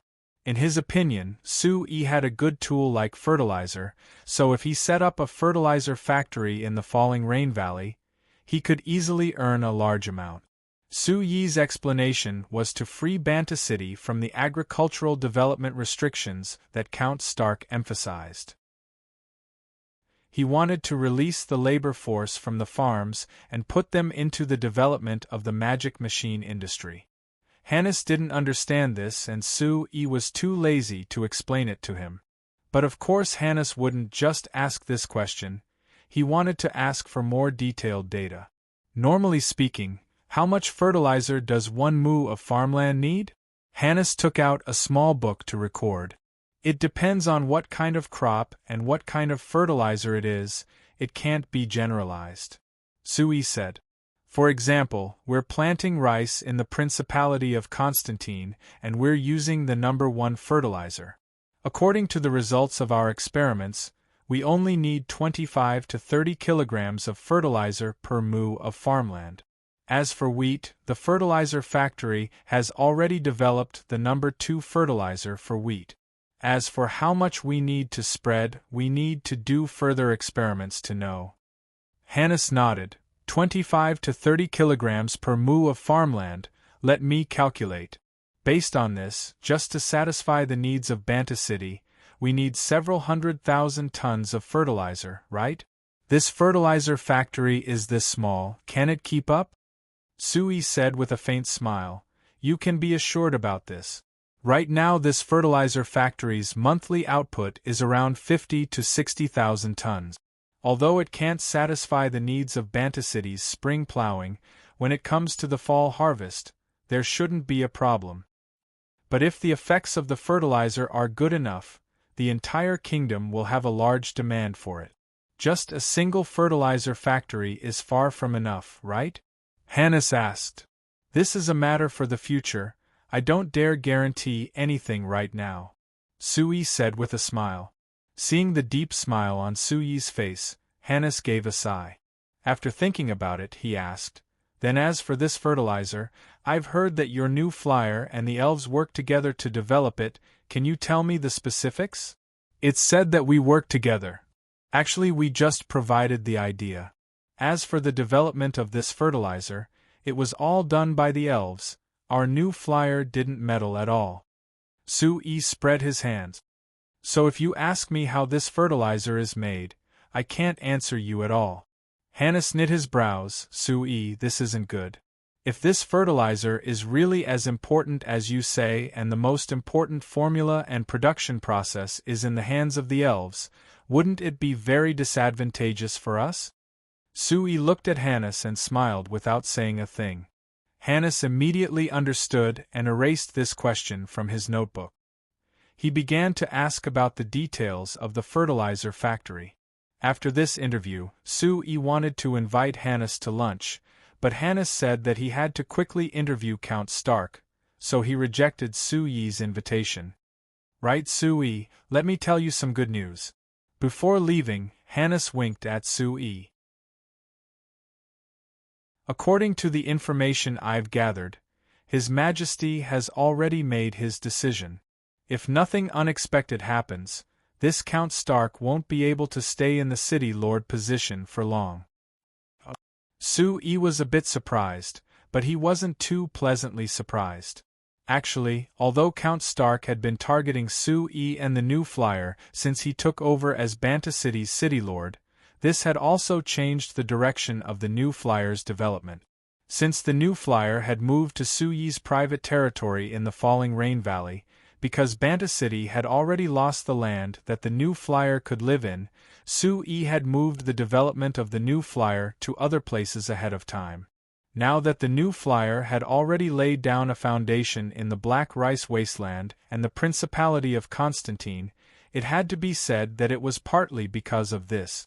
Not to mention that Count Stark's attitude had changed recently and he began to cooperate with Sui. Although changing him as the city lord would reduce the obstacles in Sui and the new flyer's plans in Banta City, it wouldn't affect the new flyer that much. Moreover, if a new city lord was changed in such a short period of time, the development of Banta City would definitely be affected. Sui's only hope was that the new city lord would be like Count Satsuma, considering the development of Banta City and not just his own position. Chapter 386. Entering April, the farmland outside Banta City was covered in dense wheat stalks that dyed it a brown yellow. The farmland that had been renovated by the Farmland Renovation Project had a complete water system. Adding in the help of the agricultural magic machines, As long as there weren't any serious natural disasters in Banta City's farmland, there would be a bountiful harvest. This year wasn't an exception. However, faced with this bountiful harvest, the farmers outside Banta City weren't all happy. Rather, most of them had looks of depression. It took Baltro more than half an hour to reach Mexilin village on a bicycle from Luke village, which was more than 10 kilometers away. He glanced at the surrounding farmland and was so shocked that he forgot to step on the pedals. He almost lost his balance and fell down with his bicycle. After supporting himself with great difficulty, Baltro didn't care about his precious bicycle that he was willing to spend 8 gold coins to buy 2 months ago. He charged into the wheat fields on both sides of the road and bent down, picking up an ear of wheat with trembling hands. Feeling the heavy feeling of the ear of wheat in his hand, Baltro trembled twice before suddenly cursing in a low voice. He turned around and grabbed his bicycle, jumping onto it and forcefully pedaling, charging into Mexilin village, not far away like a whirlwind. Seeing Baltro charging over on his bicycle like a madman, the villagers of Mexilin village all got out of the way. Just as they scolded him, they saw that the person on the bicycle was Baltro. The villagers then pointed at Baltro and laughed loudly, their laughter full of mockery. Hearing the villagers' mocking laughter, Baltro's face turned red. He didn't care so much as he rode his bicycle straight to the front of a newly built 2-story building at the end of Mexilin village. He jumped off his bicycle and strode in. "Hey, Sarkozy, come out here for me." Hearing Baltro's shout, Old Man Sarkozy slightly knit his brows and came down from the second floor. After seeing Baltro, Old Man Sarkozy broke out in laughter. He pointed at Baltro and said with a proud look, "What? Baltro, are you here to admit defeat?" Baltro's dark face became even darker. He charged forward to grab Old Man Sarkozy's collar and roared out, "Sarkozy, you bastard! I treated you as an old friend of many years. You knew that this fertilizer was so useful, but you didn't persuade me. Now, our Luke village's harvest this year might not even be half of what your Mexilin village has. Are you happy now?" Old Man Sarkozy knit his brows. He grabbed Baltro's wrist to make him let go and said with a cold snort, "Baltro, since we're old friends, I know that you're angry right now, so I won't argue with you. But you have to be clear about this. When I told you that I had a quota for the fertilizer from Shinfei Fertilizer Factory and asked if Luke Village wanted it, you were the one who said that you were worried about the damn fertilizer and refused to accept it. Now you're blaming me for not advising you properly? What? How can you blame me for this?" Baltro angrily glared at Old Man Sarkozy, but Old Man Sarkozy didn't show any weakness as he glared back. After a while, Baltro suddenly slumped down like a deflated balloon. He sat on a nearby chair with a dejected expression and used his fists to hit his head with all his might. "Why was I so stupid back then? Why didn't I believe that the fertilizer was this useful? I really wanted to kill everyone in the village. I really was stupid." Seeing Baltro blaming himself like this, Old Man Sarkozy forgot his unreasonable appearance. After thinking about it, he sat down beside him and patted his shoulder as he comforted him. "All right, it's just missing the spring plowing, you can just make it up for the fall harvest. Anyway, New Flyer said that although their fertilizer factory can't guarantee that Banta City can use it all in the spring plowing, it definitely won't be a problem for the fall harvest. When the time comes, I'll talk to Cantona ahead of time and have him get some fertilizer for your Luke village first." Baltro looked up at Old Man Sarkozy with a face filled with self-blame and pain. "But our village's spring plowing is over like this. Do you know that the people in the village know that I rejected your quota for purchasing fertilizer for our village, so they've been scolding me every day. Our entire family is so scared that we don't even dare to leave the house. Pay. A bunch of ignorant fellows, what are you arguing with them for?" Old Man Sarkozy curled his lips in disdain. "Relax. Do you believe that when you go back and tell them that you've won the priority quota for your village to purchase fertilizer for the fall harvest, they'll immediately turn around and lick your butt? Baltro's face twitched. He wanted to say yes, but since they were from the same village, it wasn't good to be so direct, so he could only give an awkward smile. After all, I was the one who caused our village's spring harvest to be worse than yours, so it's right to be scolded by them. Bullshit. Old man Sarkozy cursed without any politeness. I say, are those fellows in your village all stubborn? What era is it? They're still only looking at the grain in the fields. Just tell them, what's the use of harvesting all that grain? Even if they don't need to pay rent and sell it all, how much money can they earn? You can't say it like this, right? Baltro defended himself. Look, our family has rented over 7 mu of land, so we should be able to harvest over 2,000 pounds of wheat this spring. If we sell all of it, we'll be able to earn over 10 gold coins. If we use fertilizer, we might be able to get over 4,000 pounds, which would be close to 30 gold coins. Without fertilizer, we're losing over 10 gold coins. How could we not feel heartache? That's why I said that you're also a stubborn person. Is 30 gold coins a lot? Old man Sarkozy said with a laugh. Didn't you tell me last time that your kid found a job at the Cameron Chamber of Commerce and earned over 10 gold coins a month? In the end, you're going to die for over 10 gold coins. Isn't that embarrassing? Baltro's expression was a bit awkward. This isn't the same. He earns it for himself and I can't just stay idle. Farming at home can at least guarantee that our entire family has food to eat, right? You don't believe me when I say you're stubborn? Old man Sarkozy glared at him. If you want to farm, why don't you go to the Cantona Chamber of Commerce? Or you could just go to the Principality of Constantine and farm for the new flyer. Not mentioning that you don't need to spend money on food for a year, you can also earn over 100 gold coins. Isn't it better than guarding a few mu of land here? But I feel it's not safe. In those places, if something happens, the land will be gone. Nonsense. If you say it's not safe, then is it safe to farm in the fields of those noble masters? Who knew when a damned order would come down and take back the field? Then again, even if it's not taken back, you'll have to pay such a high rent each year, so what's left is barely enough to fill your stomach. What else can you do? For example, your kid is about to get married. Can you help him get married by farming? Old man Sarkozy asked. Baltro gave a bitter laugh.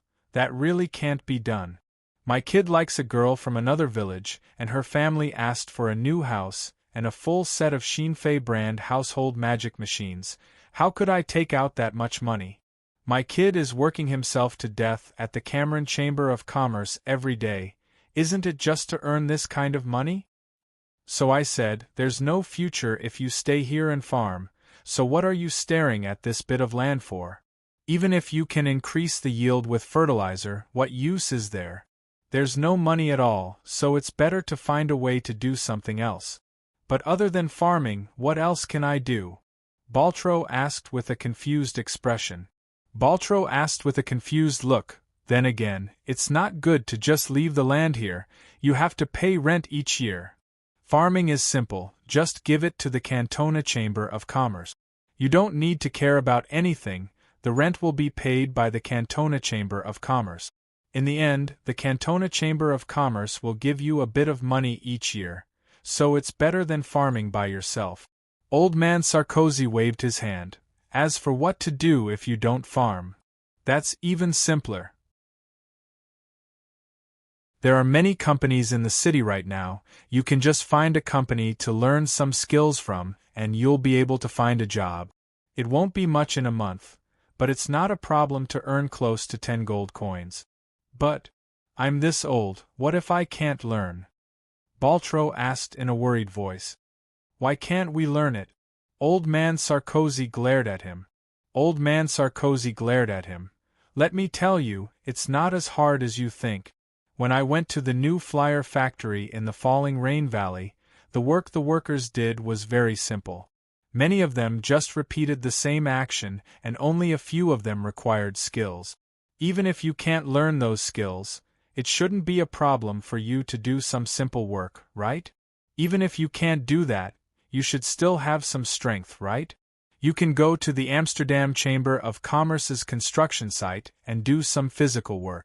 Hasn't the Amsterdam Chamber of Commerce recently opened a residential area by the Sandy River? They're currently recruiting people, why don't you give it a try? Hearing what old man Sarkozy said, Baltro's depressed expression gradually cleared up and there was a trace of hope and excitement in his eyes. Sarkozy was right, the times were different now. For normal farmers like them, they didn't need to rely on their family's land to make a living. Whether it was the New Flyer or the other companies in Banta City, there were many jobs for people to take. Moreover, whether it was in terms of physical strength, time, or the most important income, it was much better than farming. Since it was like this, why did they have to keep farming? Thinking of this, the feeling of guilt, pain, and panic that Baltro felt on the way here suddenly disappeared. It was like he was enlightened and his eyes suddenly opened up. Chapter 387. After Banta City's spring plowing this year, the results were still dazzling. During last year's spring plowing, Banta City's wheat yield had reached 630,000 tons. This was already a very exaggerated number. It could be ranked in the top of the Lampari Kingdom cities. For a small city like Banta City that was ranked at the bottom of the Lampari Kingdom in terms of farmland, this was a very rare performance. Everyone thought that with the help of the agricultural magic machines, Banta City had already dug out all its potential and it wouldn't be able to surpass this number in the future. However, after this year's spring plowing was over, according to the stats of the City Lord Manor, Banta City had harvested a total of 870,000 tons of wheat. It was even 240,000 tons more than last year's spring plowing. It had to be known, the year before last, because of Count Samo's farmland renovation project, using the agricultural magic machines provided by the New Flyer, all the farmland in Banta City that could be reclaimed had been reclaimed. Now when Banta City was plowing each year, they would plant grain in every place. So in theory, Banta City's grain yield should have reached a peak last year. There was only one reason why there was such a shocking breakthrough. It was because of another important product of the New Flyer, fertilizer. In this spring plowing, according to the statistics, the yield of the farmland that used fertilizer was much higher than the farmland that didn't use fertilizer. The most exaggerated thing was that the yield of the same mu of land had almost doubled. During the winter planting, the villages outside Banta City such as Koror Village, Cambia Village, and Mexilin Village all used fertilizer. In the end, the extra yield came from the farmland that used fertilizer. According to the estimates of the City Lord Manor, if all the farmland outside Banta City could use fertilizer, conservatively estimating that Banta City's grain yield would break 1,000,000 tons a season. This was clearly a very shocking number. It had to be known that Banta City's wheat yield was only 200,000 tons a season ago, but now it could break 1,000,000 tons. If this change was extended to the entire Lampari Kingdom, then such an astonishing amount of food would not only be able to easily feed all the citizens of the kingdom, but there would also be a large surplus. In the eyes of many Banta City people, this was a very unbelievable matter because it was already good enough for the citizens of the Lampari Kingdom to eat their fill, so how could they have any surplus? However, in Su Yi's eyes, this was a very normal thing. Although the Lampari Kingdom was a small country, its geographical conditions were excellent. Most of the land was suitable for farming, and most of it was flat land, which was very suitable for large-scale farming. With such a superior geographical environment, it would be a joke if they didn't have enough food. Under normal circumstances, the Lampari Kingdom could even become a major food exporter. Of course, this was still too far away for the Lampari Kingdom. After all, in these 2 years, with the help of the agricultural magic machines, the Lampari kingdom had finally solved the basic food and clothing problem of the citizens. Although Banta City's wheat yield had increased, if they had more food, they wouldn't waste it. Of the 870,000 tons of wheat in Banta City's spring harvest, 620,000 tons were given to the City Lord Manor, and 500,000 tons were given to the Agriculture Department to store grain for the kingdom. In the end, there was only 120,000 tons of wheat left for the City Lord Manor to use. But in reality, for the City Lord Manor, how to deal with these 120,000 tons of wheat was also a problem. When Banta City only had a measly 200,000 tons of grain, the City Lord's Manor could only keep 20,000 tons for themselves, which was just a drop in the bucket. After giving everyone in the City Lord's Manor a share, there wasn't much left and they had to subsidize some of their expenses. Now that there was 120,000 tons of wheat left, the City Lord Manor didn't know how to deal with it. If it was before, it would be very simple. They could just sell the wheat and sell it for several 100,000 gold coins, which would be enough to subsidize the City Lord Manor's finances. But with Count Stark relaxing his suppression of Banta City's businesses, in the first few months of the year, there was a large increase in Banta City's business tax. Just in April alone, the business tax collected was close to 100,000 gold coins. So Banta City didn't have any financial pressure right now, so it wasn't worth it to sell the wheat elsewhere. So after considering it, Count Stark built an extra granary outside Banta City to store the extra 120,000 tons of wheat. He also sent out a large number of city guards to guard it. For a city to set up a granary to store their own grain, this was the first time in the Lampari kingdom that this had happened. This action immediately created a heated discussion in the Lampari kingdom. Regarding Count Stark's actions, everyone praised and criticized him. Those who praised him said that Count Stark's actions were very far-sighted, playing a very positive role in maintaining the stability of Banta City. If Banta City met a natural disaster that caused a famine in the future, these 100,000 tons of wheat would be the greatest hope to protect Banta City from chaos. Those who opposed him said that Count Stark's actions were too selfish. Since Banta City could store this much grain, why didn't they give the extra 120,000 tons of wheat to the Agriculture Department? Then the Agriculture Department would distribute it and use it to support the regions of the kingdom that were lacking in grain? The debate on this issue went from whether the subordinate cities of the kingdom should keep food for themselves to whether Count Stag had any thoughts of rebelling or not. After half a month, the royal parliament sent out an order that made everyone close their mouth. The contents of this order were very simple because it was just a transfer order. The content was that Count Stark's performance in Banta City was very outstanding, so after careful consideration, the royal parliament would transfer him to Loren City in the north as the city lord. With his strong agricultural development skills, he would be able to help Loren City solve their agricultural problems. Although this transfer order was simple, the contents were very thought-provoking. First was the time. Count Stark had been transferred to Banta City in July of last year as the city lord, and it was only May of the second year, so he had only been Banta City's city lord for a total of 10 months. Being transferred in such a short period of time, didn't this mean that he wasn't suited to being the city lord? But if one paid attention to Count Stag's position, they would find that this transfer order wasn't a demotion to her. Because Loren City was one of the largest cities in the north of the Lampari kingdom, being the city lord of Loren City meant that his position was without a doubt higher than being the city lord of Banta City. This was the same as when Count Samo was transferred to Seoul City. It could be considered a promotion. So many people were very confused. This transfer order from the royal parliament, was it affirming or denying Count Stark's position as Banta City's city lord? What was even more thought-provoking was that the transfer order emphasized Count Stark's strong ability in promoting local agricultural development.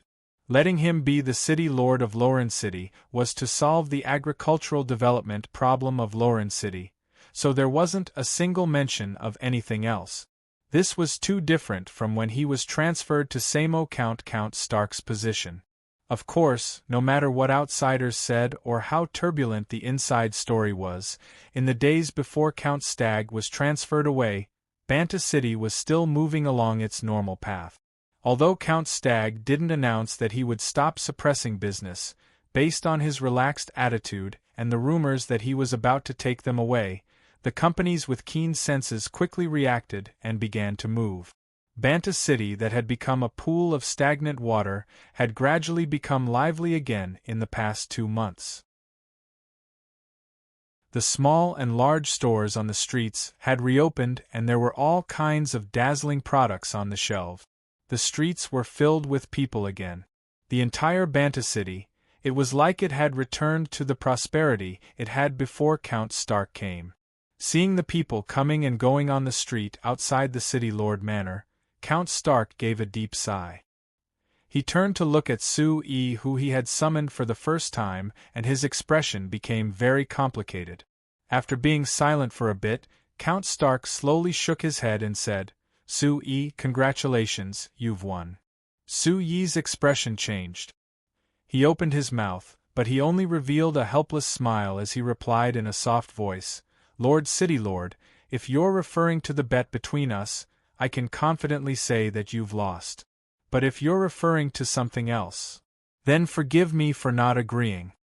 Count Stark raised a brow. "What? I'm about to be transferred and you're still not satisfied?" Sue was silent for a bit before saying with a serious expression, "Lord City Lord, you should know that I don't mean this. Although I don't completely agree with your position and ideas, I am very happy that you want to work hard for Banta City's development. In this aspect, there's no meaning in determining victory or defeat because our goals are the same. The only difference is the method." "Method?"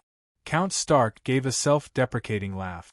After thinking for a bit, he waved his hand and said, "All right, there's no meaning in saying this.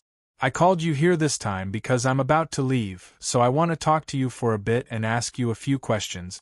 The first question, Sue, do you think of yourself as a merchant? Or do you think of yourself as a noble?" Sue slightly knit his brows.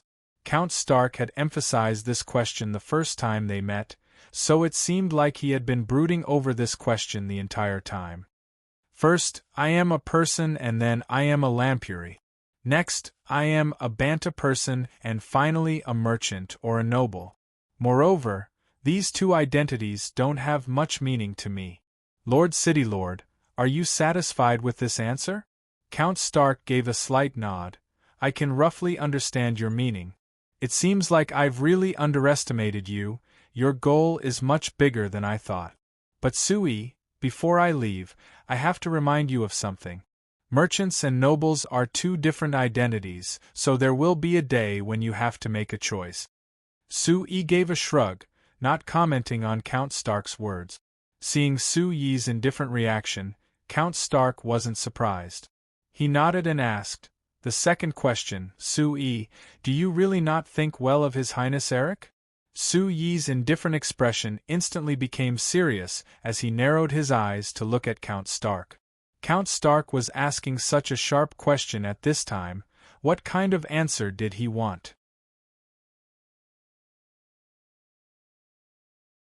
Chapter 388. No matter what answer Count Stark wanted, Sue didn't give him a definite answer. This was Sue's reaction. Even if he really supported Her Highness Seveni on the surface, he definitely wouldn't show any negative opinions towards His Highness Eric because that would be disrespectful.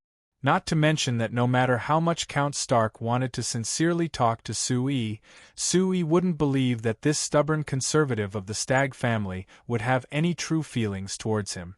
In the end, the two of them had different positions, and what decided their actions weren't just their own thoughts. Especially someone like Count Stark who represented the Stag family. Perhaps every word he said and every question he asked had the intentions of the Stag family in it. So Sue didn't confirm or deny this question.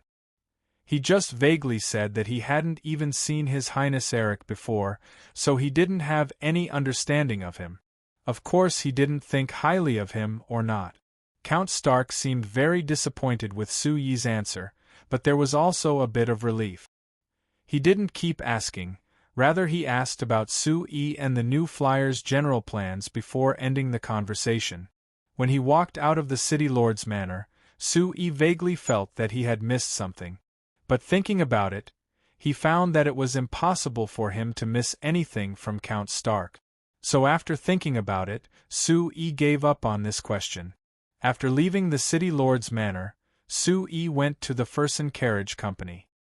He found Chairman Pompey, who was sipping tea in his office as per usual. Chairman Pompey was very happy to see Su Yi and wanted to invite Su Yi to drink tea together, but after Su Yi said this, he immediately jumped up in a way that didn't match his body. What? The magic car has been developed? Chairman Pompey looked at Su Yi with wide eyes as his face filled with shock and joy. Really? Where is it? Quickly take me to see it. Su Yi revealed a faint smile and gestured at Chairman Pompey. Chairman Pompey immediately followed him with a smile. However, Su Yi didn't immediately bring Chairman Pompey back to the magic car development site in the Falling Rain Valley. Rather he first went to the Blue Water Blue Sky commercial residential area that was being developed by the Amsterdam Chamber of Commerce. This area had been renovated along the river, so it was very clean and beautiful. In the commercial residential area by the Sandy River, it was filled with small villas built based on the concept of the modern magic houses of the new flyer. Because it was based on the concept of modern magic houses, these small buildings had all kinds of household magic machines, and they all had the same supply of magic crystals. Living in this kind of small building, people would experience a new life that was completely different from before. For normal people, not only was this concept new, it was also very convenient.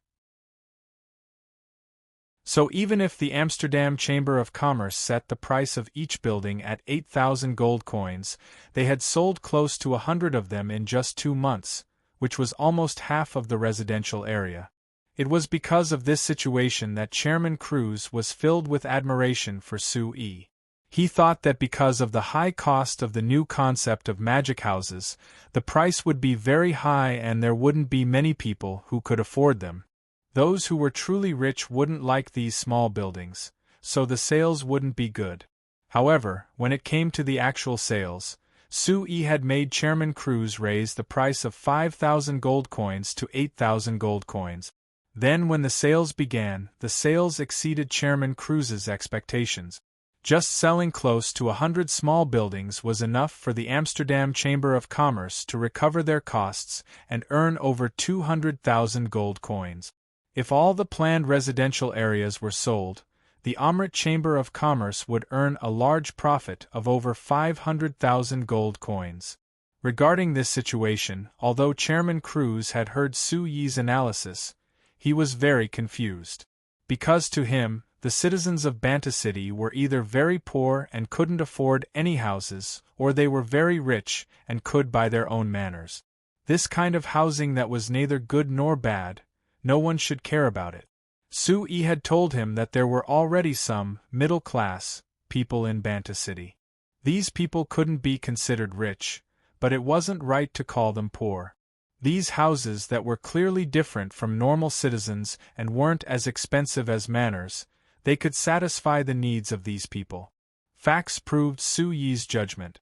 Chairman Cruz had many friends in Banta City, but the ones who took out the money to buy these new concept of magic houses were the normal citizens of Banta City that he didn't recognize at all. If he had to name one, he probably only recognized one of them, which was the Ireland Chamber of Commerce's Vice Chairman Kovac.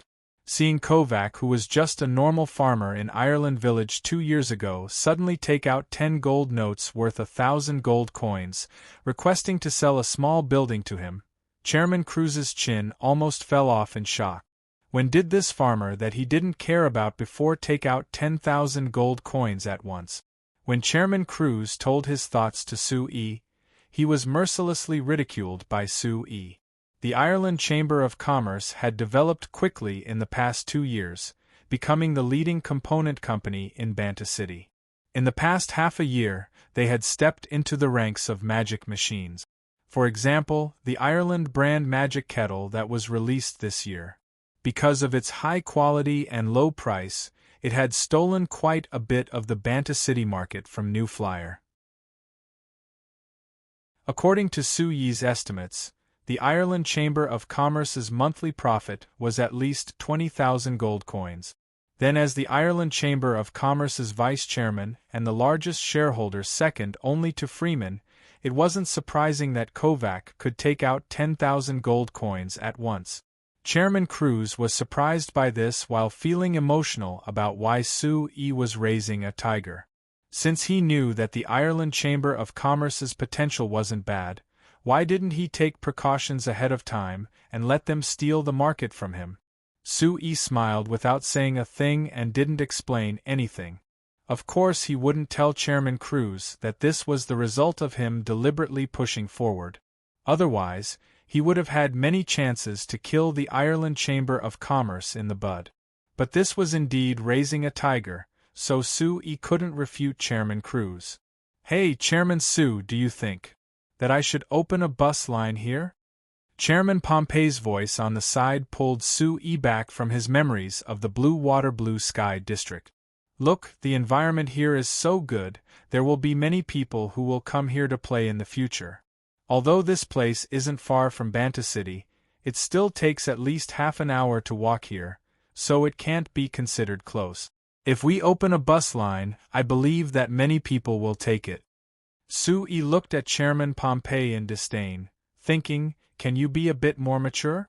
Although it isn't bad to open a line, it can only be used as a citizen's benefit.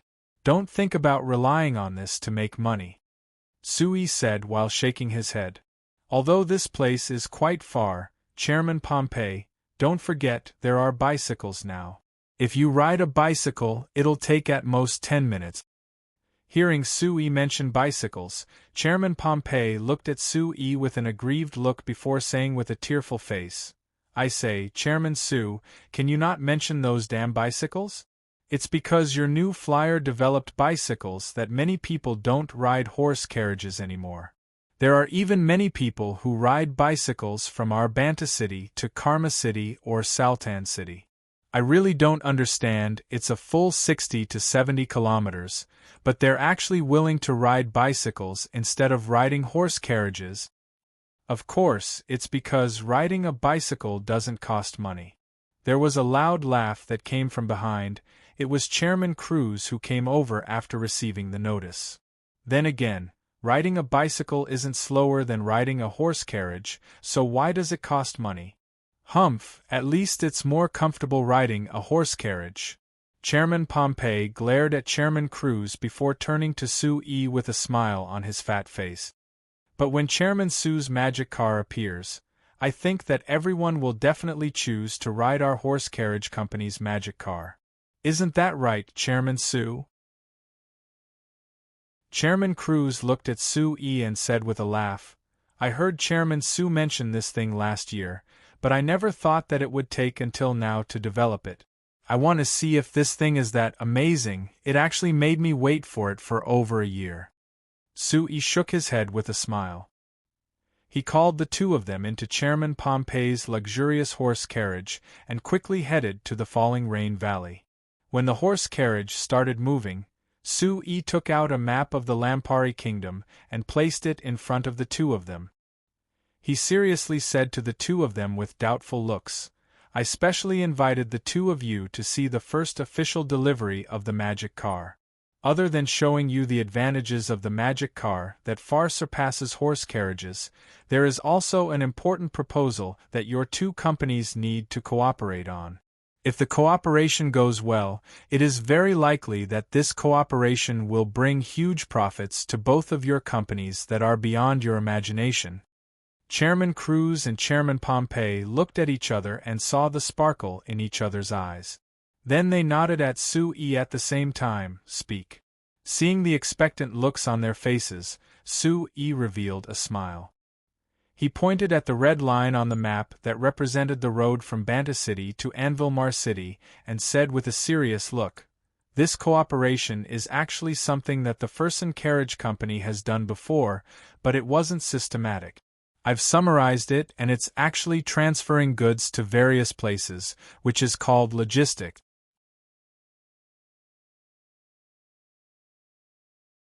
Chapter 389. Logistics was very developed on modern Earth, but on the Signs continent right now it was only limited to a small amount of people and a portion of goods. As for the most important transport of goods, with the Lampari Kingdom as an example, most of the time the large companies would organize their own caravans to transport the goods, and they wouldn't give their goods to other companies to transport. On the surface, it seemed like the companies of the Signs didn't have this habit, but the deeper reason was that they were limited by their conditions. First, the biggest problem was the roads. Before the falling rain road, there wasn't a single smooth road in the Signs that was suitable for transport. It was very easy for goods to be bumped on the road, so there would be large losses during transport. So the companies that produced goods weren't willing to give their important goods to other companies to transport. Because of this important problem, it was very hard to transport the goods on the Signs to far places. Because of the limited road conditions and transport speed, it was possible for the goods to be completely destroyed on the road. For example, although the household magic machines that New Flyer produced were very famous in Banta City and the surrounding cities, they couldn't reach the entire Lampari Kingdom after 2 years. The biggest reason was the problem of logistics. Next was the problem of transportation. The main transportation method on the Signs was horses, and the main transportation method was horse carriages. Not mentioning the speed and endurance of the horse carriages, just the cost of 1 or 2 horses to make a horse carriage was already very high. The cost of raising horses was even higher, so it wasn't easy to make a group of horse carriages that could transport large amounts of goods. This limitation directly led to the development of logistics, making the flow of goods very difficult. Sui had found Chairman Cruz and Chairman Pompey at the same time because the Amsterdam Chamber of Commerce that Chairman Cruz represented had already solved the most important road problem. He was about to solve the same important transportation method problem for the Fersen Carriage Company that Chairman Pompey represented. According to our experiments, this magic car that uses the wind magic engine as the main driving force can provide the power of 6 horses. At the same time, it can maintain a high speed, reaching a speed of over 35 kilometers per hour when it's empty. Wait? 35 kilometers per hour? Chairman Pompey cut off Su Yi's description of the first-generation magic car with a shocked look. So, this thing can run 35 kilometers in an hour? So fast? Chairman Cruz on the side also had a look of disbelief.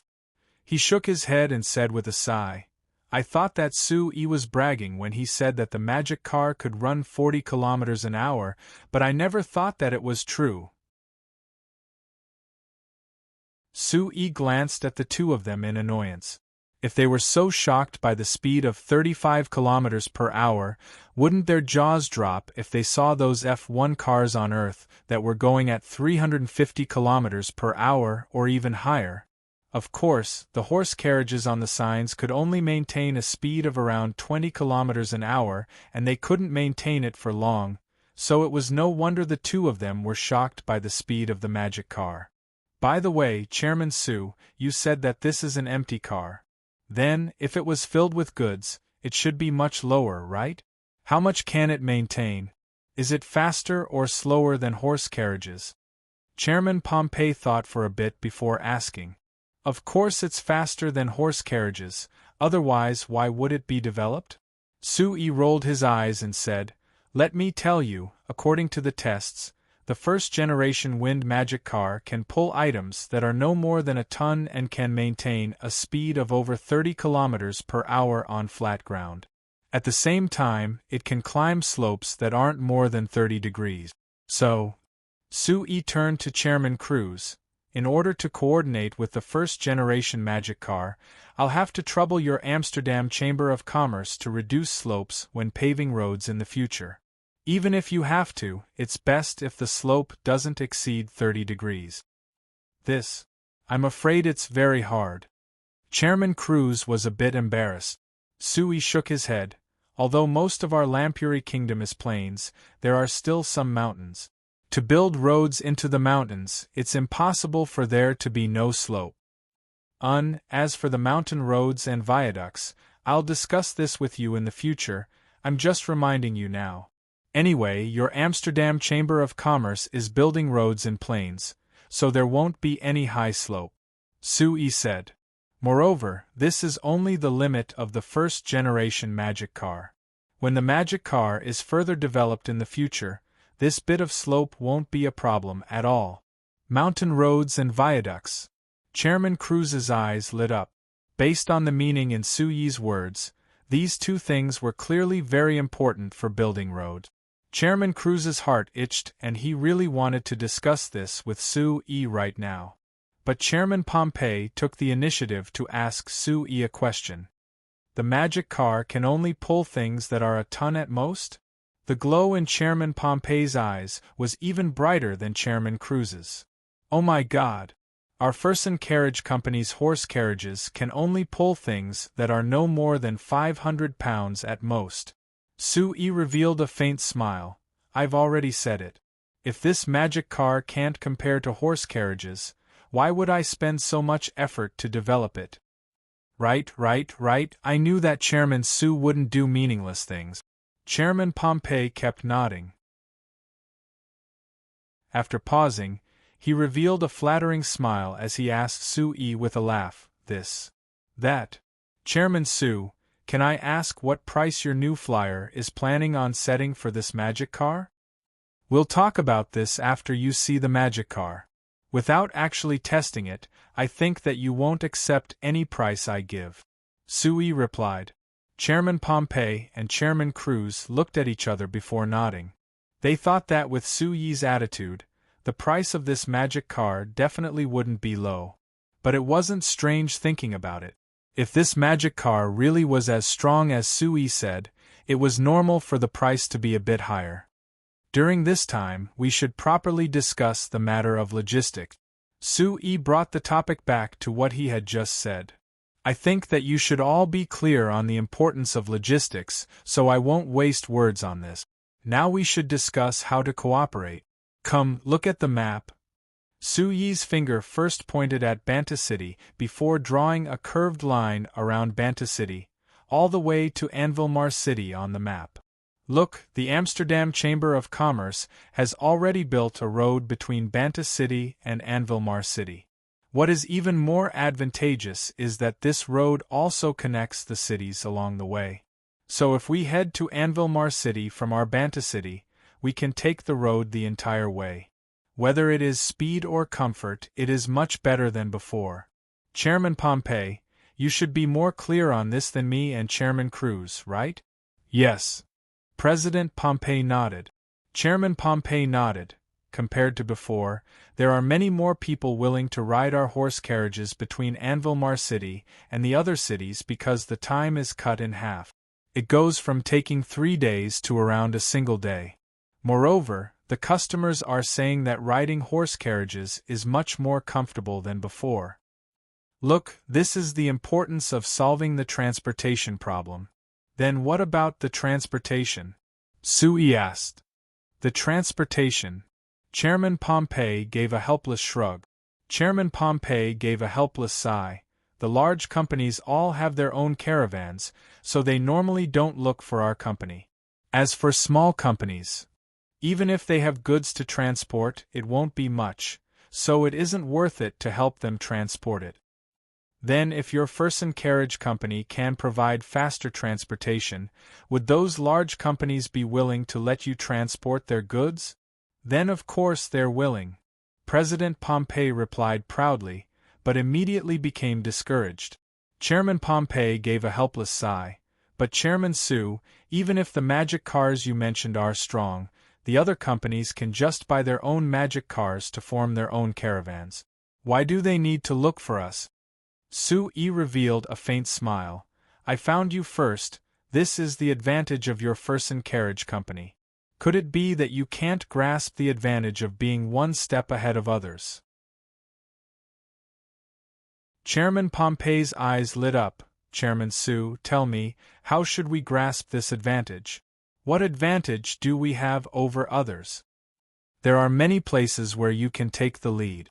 Su-yi replied. For example, you can be a company that specializes in transport, so you will be stronger than other companies in terms of the number and scale of your magic cars because you can handle all kinds of business more flexibly. I understand. Whether there are more or less goods, we can take them all. Is there anything else? Chairman Pompey asked with an expectant look. For example, because you've bought a large amount of our Frestec Chamber of Commerce's magic cars, you'll have priority to cooperate with our Frestec Chamber of Commerce, allowing our Frestec Chamber of Commerce to provide full service to your magic cars. For example, training magic car drivers for you is one of them. Drivers? Chairman Pompey and Chairman Cruz were surprised. What is that? To put it simply, it's someone who drives the magic car. It's the same as a horse carriage driver. But Su-yi's expression suddenly became a bit strange. Su-yi shook his head. Because the magic car's requirements and dangers are rather high, the driver of the magic car needs to pass a test before being allowed to drive it. I've already written a letter to Her Highness Seveni, asking her to propose to the Royal Parliament to pass a resolution that requires all magic car drivers to have a driver's license from our new flyer, which is called a driver's license for short.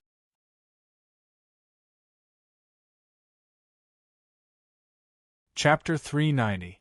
On the way to the Falling Rain Valley, Chairman Pompey and Chairman Cruz never understood the meaning and value of the driver's license that Su-yi mentioned. To them, it was quite hard for a carriage driver to operate a horse carriage. It wasn't easy to operate a horse carriage without years of experience, but they had never heard of a carriage driver needing a driver's license to drive a horse carriage. Why did one need a driver's license to drive a magic car? But when the two of them came to the Falling Rain Valley and saw the magic car on the large track to the north of the Falling Rain Valley, they were both stunned. They instantly understood why Su-yi needed a driver's license to drive a magic car. This is too fast. Chairman Cruz looked at the magic car that came from the distance and then passed in front of him. In the blink of an eye, it was only a small black dot on the track, and he muttered in a daze, God, if we were hit by this thing, it would be terrible. Other than shock, Chairman Pompey's expression was also filled with excitement. His little eyes popped out as he stared at the black dot on the track. He made a comparison in his heart and found that this thing was only a bit slower than a horse running at full speed.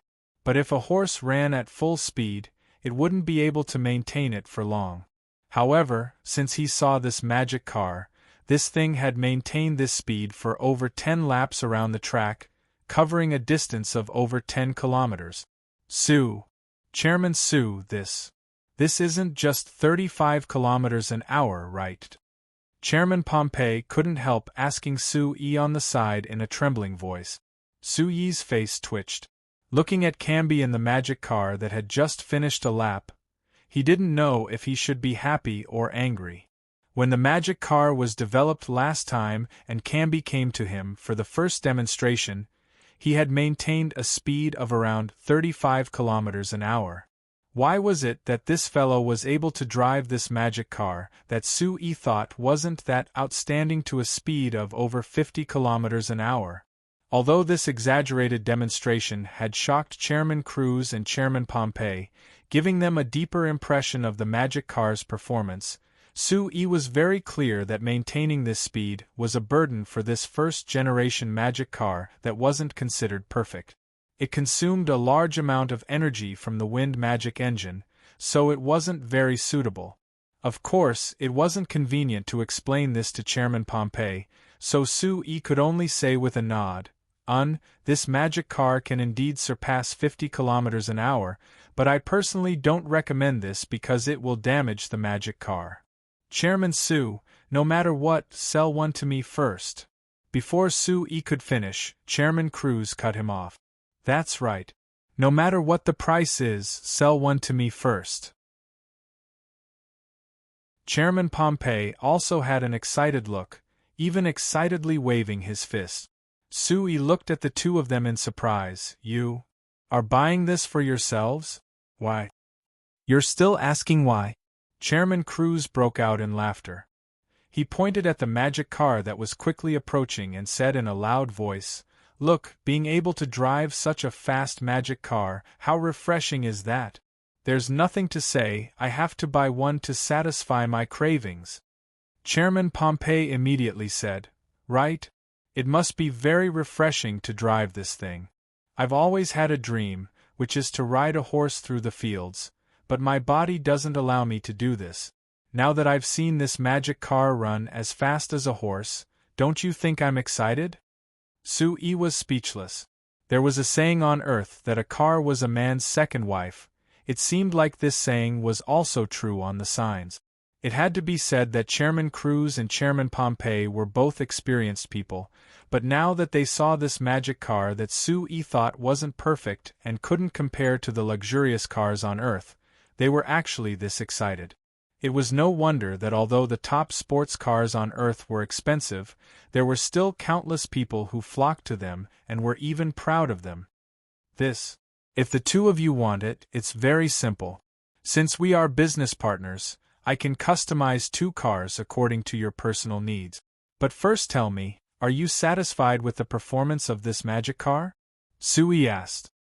Hearing Su-yi ask a serious question, the excitement on their faces gradually disappeared. Chairman Pompey looked at the magic car that came closer and slowly stopped in front of the 3 of them at Su-yi's signal. After thinking about it, he said with a nod, I've seen its highest speed and I'm very satisfied. But Chairman Su, how do you use this magic car to transport goods and people? It's just this small. This magic car wasn't that big. Strictly speaking, it was just an iron plate on the 4 tires and a metal frame that covered the wind magic engine, traction bearings, and other things. Then there was a cockpit on top of it, which was the simplest structure. After all, this was the first-generation magic car, so Su-yi's request for Camby and the others was to make it as simple and light as possible.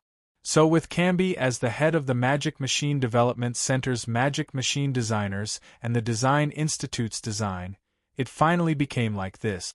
It was simple, but it couldn't be considered good-looking. It was just like the tractors on Earth, and it didn't even have a windshield.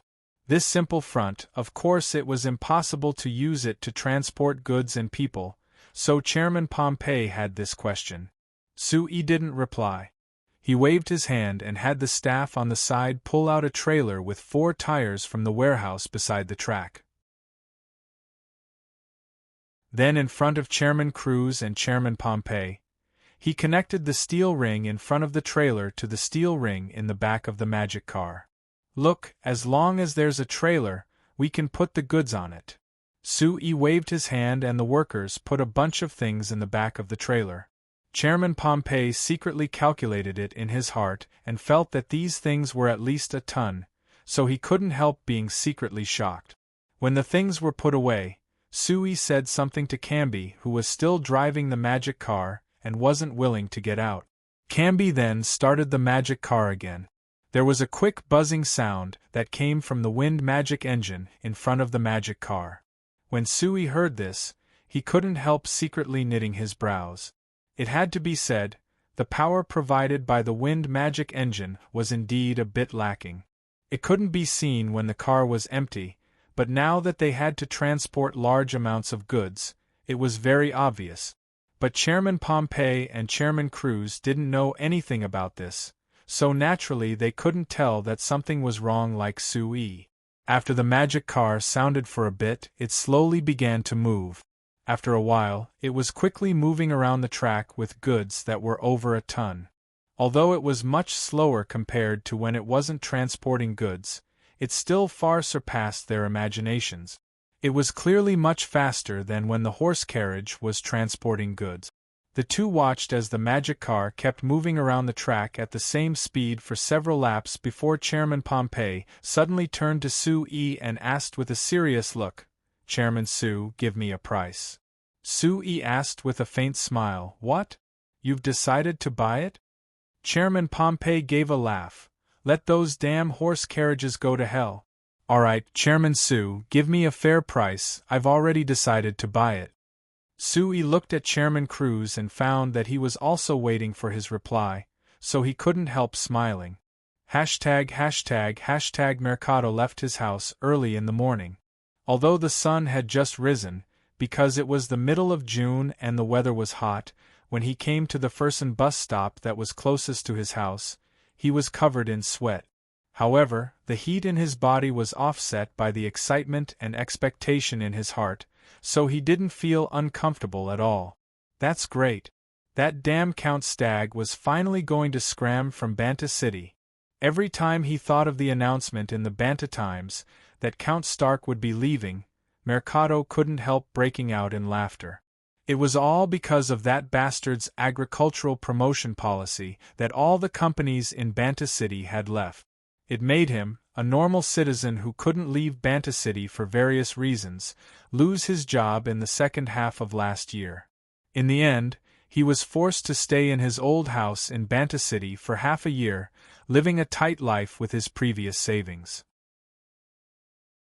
He couldn't even bear to fix his broken magic air conditioner. Now it was all good, that bastard was finally leaving and the companies of Banta City were all coming back. As for him, Mercado, he could find a suitable job without leaving Banta City. Thinking of the Santon Industrial District that was the final stop of the horse carriage, Mercado was filled with excitement. Since the new flyer opened the Shinfei agricultural fertilizer factory in the Santon Manor, the other companies of Banta City seemed to have received a signal. They all returned to the Santon Industrial District in the past 2 months to open various factories, many of which were under the banner of agricultural processing. Now the Santon Industrial District had returned to its prosperous state from 2 years ago, and the various factories were all recruiting workers. Mercado decided to take a trip to the Santon Industrial District today because he heard that several factories were recruiting, so he was prepared to try his luck. He believed that with his experience working for the Ireland Chamber of Commerce, it wouldn't be a problem for him to find a suitable job. When he was thinking about how to introduce himself to the recruiters, Mercado felt that there were more people around him. He knew that this was a sign that the Fersen Carriage Company's horse carriage was about to arrive, so he temporarily stopped thinking and looked up in the direction the horse carriage was coming from. However, when he looked up, he was the same as the people around him, stunned. Chapter 391. Turning from a distant street corner and slowly approaching the bus stop, it wasn't the familiar public carriage that they rode every day. Instead, it was a large iron box that was white and green all over. Its head was square, and its width and height were close to 3 meters. It was about 5 to 6 meters long. This huge iron box was also inlaid with rectangular glass with a hint of green, forming rows of windows. At this time, the dazzling morning sun was reflected, with a faint green glow all over the body as it drove steadily towards this side. Seeing this strange scene, everyone was instantly stunned. When this giant iron box stopped in front of everyone, someone suddenly reacted and shouted, "I remember now, isn't this the medium-sized magic passenger car that New Flyer developed to transport people?" Being reminded by this person, the others all reacted. Right, the Banta Times reported this news a while ago, how could I forget? So this thing is the medium-sized magic passenger car. The picture in the Banta Times was a bit different from this, so I couldn't recognize it. That's right, I couldn't see through the picture of the medium-sized magic passenger car in the Banta Times. Now that I've seen the real thing, hey, don't tell me, although it looks a bit simple, it does seem quite sturdy. Right, this thing was made by New Flyer, so it should be as sturdy as the other magic machines from New Flyer, right? We'll know once we take a look." When this was said, everyone immediately woke up and rushed into the car that was opened in front of them. When they got into the medium-sized magic passenger car, everyone found that the space inside the magic passenger car was much bigger than the public transport horse carriages from before. There were more than 10 people waiting at the stop. If it was the public transport horse carriages from before, they would be able to fill the entire horse carriage, and there wouldn't be any extra space at all. But now that they were in the magic passenger car, there was a lot of space to move around. Moreover, there were rows of seats that could easily fit a person, so everyone could easily find a seat to sit in after they got in the car. Not bad, it's quite cool. Mercado sat down in a single seat near the window, and after feeling the seat under his butt, he gave a satisfied praise. The seat should be made of plastic. It should be made by the Night Song Tribe's plastic processing factory that the citizens of Banta City were gradually familiar with. It was smooth and cold to sit in, which was perfect for summer. When everyone was curiously looking around the car, the person sitting in the front seat on the left suddenly turned around and shouted at everyone, "Hey, you fellows, don't just look at the car, pay the fare for me first." Everyone was stunned as they looked at the person who turned around. They noticed that this person was the driver of the public transport horse carriage that they used to ride in the past. Magic. Hearing this question, everyone looked at Crush with concern. Compared to what the inside of the magic car was like, this was what they cared about the most. Crush curled his lips and said with a laugh, "Relax, although the car has changed, the fare has decreased. If you want to go from here to the Santon Industrial District, the fare has decreased from 3 silver coins to 2 silver coins." Hearing that the price had dropped, everyone was a bit surprised, but they also let out sighs of relief. They all praised the Fersen Carriage Company for being a company with a conscience. After changing to the stronger medium-sized magic passenger cars, not only did they not increase the price, they even decreased it. However, Crush added at this time, "But you have to remember that this public transport route is our Fersen Carriage Company's trial-free route. As long as you get on the car, you have to put 2 silver coins into this box. It will be 2 silver coins no matter where you go, it won't be more or less." Everyone was stunned as they looked at the iron box that Crush was pointing at. Mercado couldn't help but ask, "According to what you're saying, wouldn't I have to pay 2 silver coins just to walk from here to the next intersection?" Crush replied with a nod, "That's right. Isn't that too much of a waste?" "That's right, it costs 2 silver coins just to walk this short distance. This is too expensive, I might as well just walk over." "Hey, I just said that the Fersen Carriage Company was a company with a conscience, but now they're this black-hearted. Are they playing with me?" Hearing everyone's discussion, Crush said with a laugh, "If you're not satisfied with this price, that's fine. You can choose to get off and take the next public transport carriage, which will still be the same as before. But if you regret it, don't blame me for not reminding you." Everyone looked at each other and 5 people hesitated a bit before getting out of the door. It seemed like because the distance was short, they felt that 2 silver coins wasn't worth it. Crush glanced at the remaining 8 people and asked, "So all of you have decided to take this bus?" The 8 of them nodded. "All right, come over and throw in your 2 silver coins. Remember, if you take this carriage in the future, just throw in your money when you get on the carriage. I won't remind you again." Seeing the 8 of them throw in their 2 silver coins, Crush pressed a button on something that looked like a console in front of him. The door that had been open the entire time seemed to be pushed by something as it automatically closed. Seeing this scene, the 8 people in the carriage couldn't help being surprised again. This medium-sized magic passenger car really was something made by the new flyer. It was just this amazing. "All right, sit tight, the carriage is about to move," Crush suddenly shouted. Without seeing him do anything, everyone felt the carriage tremble. There was a faint buzzing sound that came from under their feet before the giant carriage slowly began to move forward. Although in the new flyer's product announcement and the follow-up reports in the Banta Times, this magic car that didn't need a horse to move had been described and demonstrated, when the 8 people in the carriage personally experienced this, they couldn't help opening their eyes in surprise. There was clearly no horse pulling it and there wasn't anything moving it, so why was this giant iron box able to move the 8 of them and crush together? This was simply too amazing. This medium-sized magic passenger car was rather slow at first, but as it moved forward, it gradually sped up. After a while, it actually surpassed the speed of the public transport horse carriages they took before. When they drove out of Banta City and went on the road to the Santon Industrial District, this medium-sized magic passenger car kept increasing its speed.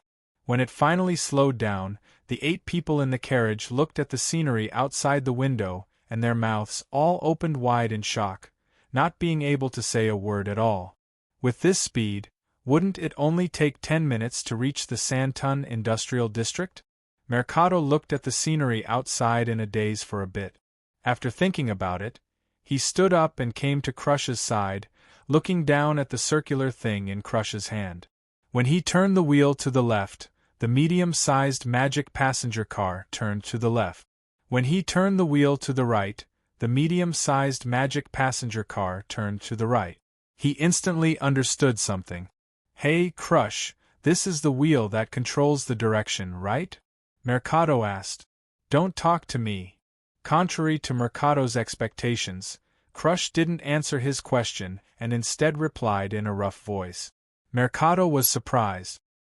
He looked at Crush's expression and found that he was a bit nervous, so he understood. It seemed like Crush didn't have much experience driving this medium-sized magic passenger car, so he was focused on driving it. After understanding this, Mercado didn't disturb him and sat back down. This medium-sized magic passenger car maintained a speed that was twice as fast as the horse carriages on the road outside the city. It only stopped at a few stops and 2 people got on before heading to the Santon Industrial District. When they finally stopped at the stop outside the Santon Manor, Mercado made a rough estimate. He found that it had only taken around 20 minutes to get here from Banta City. Compared to taking the horse carriages for half an hour or even 40 minutes, this saved quite a bit of time. Seeing the other passengers get off, Mercado thought about it, but he didn't get off. He came to the front of the car and sat down beside Crush. He asked Crush with a smile, "Hey, Crush, tell me what is going on with this thing? You seem a bit nervous. Could it be that this is your first time driving it?" Crush looked at him and said with a cold snort, "How could it be my first time? Let me tell you, if you want to drive this thing, you have to have a driver's license from the new flyer. If you want to get a driver's license, of course you have to pass the new flyer's various tests and trainings. If you can't pass and can't get a driver's license, you aren't qualified to drive it." After saying this, Crush had a proud look on his face, like having a driver's license was something to be proud of.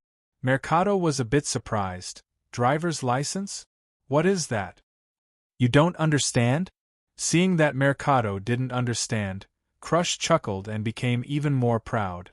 Seeing that no one was getting in the car, he calmed down and explained to Mercado, "You saw it when you were in the car, right? This car is so fast, if it hit someone or if I drove it into the ditch on the side of the road, would something big happen?" Mercado thought about it before nodding, Indeed. It's this fast, something will definitely happen. So that's why you have to be confident in driving this thing. As for how to be confident, it depends on the driver's license. Let me tell you, when I was taking the test for a driver's license at the New Flyer, the situation was much harder than driving this thing. The most abnormal test was for me to drive this thing onto a piece of metal that was only this wide. It really was hard.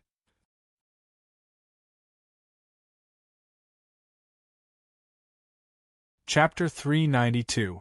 After hearing Crush's story, Mercado immediately gave up the idea of finding a job in the Santon Industrial District.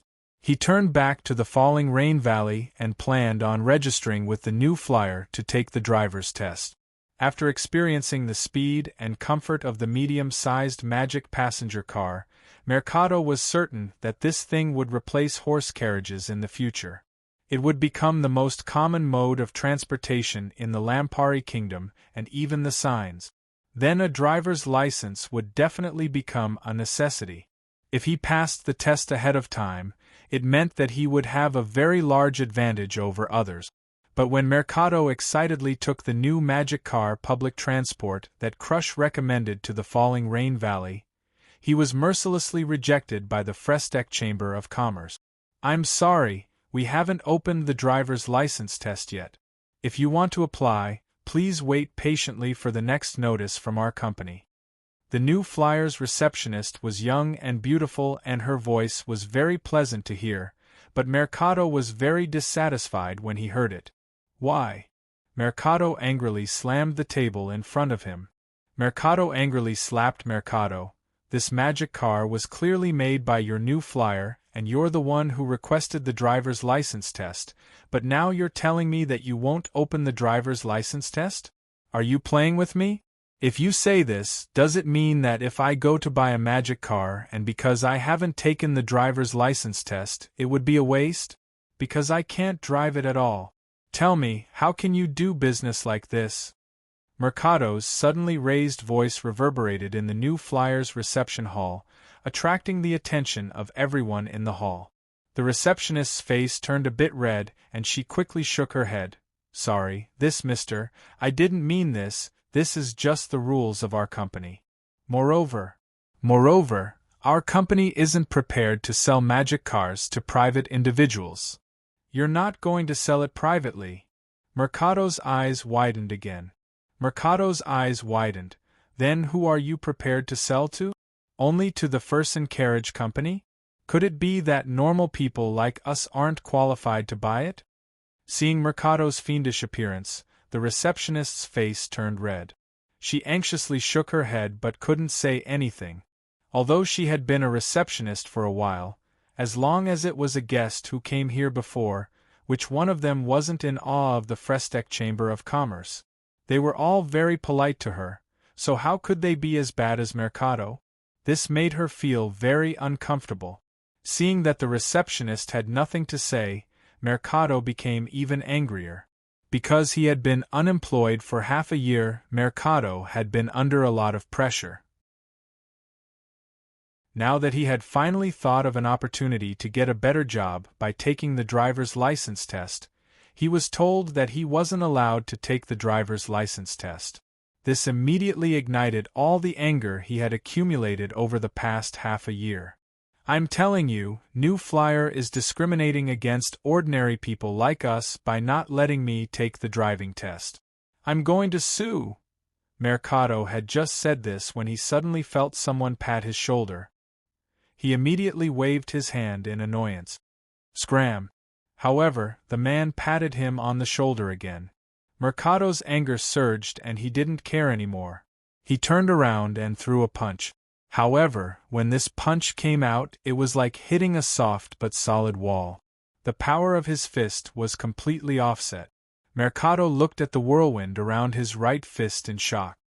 He then raised his head to look at the person in front of him, and was immediately shocked. It was like a bucket of cold water had been poured over his head. His legs went soft and he sat down on the ground. Sui shook his head and waved his hand at the guards of the Chamber of Commerce to stop them from coming closer. He then reached out to pull Mercado up from the ground and said with a slight smile, "Sir, no matter what opinion you have of our new flyer, I don't think you need to yell at a young girl. Getting angry won't solve any problems. If you have an opinion, you can calmly raise it. If we can solve it for you, I think we will be very happy to help you." Mercado looked at Sui in front of him. The anger that had filled his mind had disappeared without a trace. All that was left was shame. He wished he could dig a hole in the ground and crawl into it. Too shameful. Too shameful. He had actually yelled at a young girl in front of so many people. He had even yelled at the new flyer in the new flyer's territory. More importantly, He had actually been seen by the New Flyers chairman Sue. I don't have an opinion. I just lost control of my emotions for a moment. Mercado didn't dare meet Su Yi's gaze. He dodged and looked left and right while replying intermittently. That, Sue, Chairman Sue, if you don't mind, I was just impulsive. I didn't mean anything else. Su Yi smiled faintly. Everyone has moments like this. I can understand. But sir, I just heard that you want to take the driver's license test? Hearing this question, Mercado immediately thought of his goal. Now that the New Flyers chairman Sue had appeared in front of him, how could he miss this great chance? He didn't care about his embarrassment and shame as he quickly looked at Sue Yi and said with an expectant look, "Right, I just took the Fersen Carriage Company's public transport route and heard from the driver that I needed a driver's license to drive a magic car, so I came to ask. Chairman Sue, why don't you open the driver's license test? I feel that this magic car is very promising and there will be many people who need a driver's license in the future." Sue Yi looked at him with a bit of surprise. "You just heard the driver talk about it and decided to take the driver's license test. And because I feel that the magic car will replace all horse carriages, so it's better to take the driver's license test earlier than later," Mercado said with a nod. Sue Yi revealed a smile and looked over Mercado again. He thought that this fellow who had been hysterical just now actually had some foresight. It will definitely be opened, but because it's still in the early stages of preparation, there are many things that haven't been done yet, so it can't be opened for now. Sue Yi explained. If you really want to take the test, you can pay attention to the information that our new flyer releases. Although it was the same answer, Mercado of course didn't dare shout at Sue Yi. He could only give an honest "oh" before asking without giving up. Then Chairman Sue, when will the magic car be sold to us normal people? Sue Yi asked back in an interested voice. What are you planning on buying the magic car for? Mercado scratched his head and said in an embarrassed voice, I just took a ride in the medium-sized magic car. I felt that this thing was fast and it was comfortable to sit in, so it would be more popular for long-distance trip. So I was thinking, look, there are many places that the Fersen Carriage Company's public transport can't reach.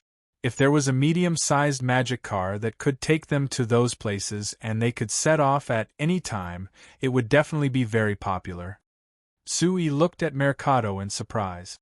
If he didn't understand wrong, this Mercado actually wanted to buy a medium-sized magic car to use as a taxi? This fellow didn't seem like anything special, but he never thought that his business mind would be this good. He was actually a step ahead of everyone and thought of the concept of a taxi.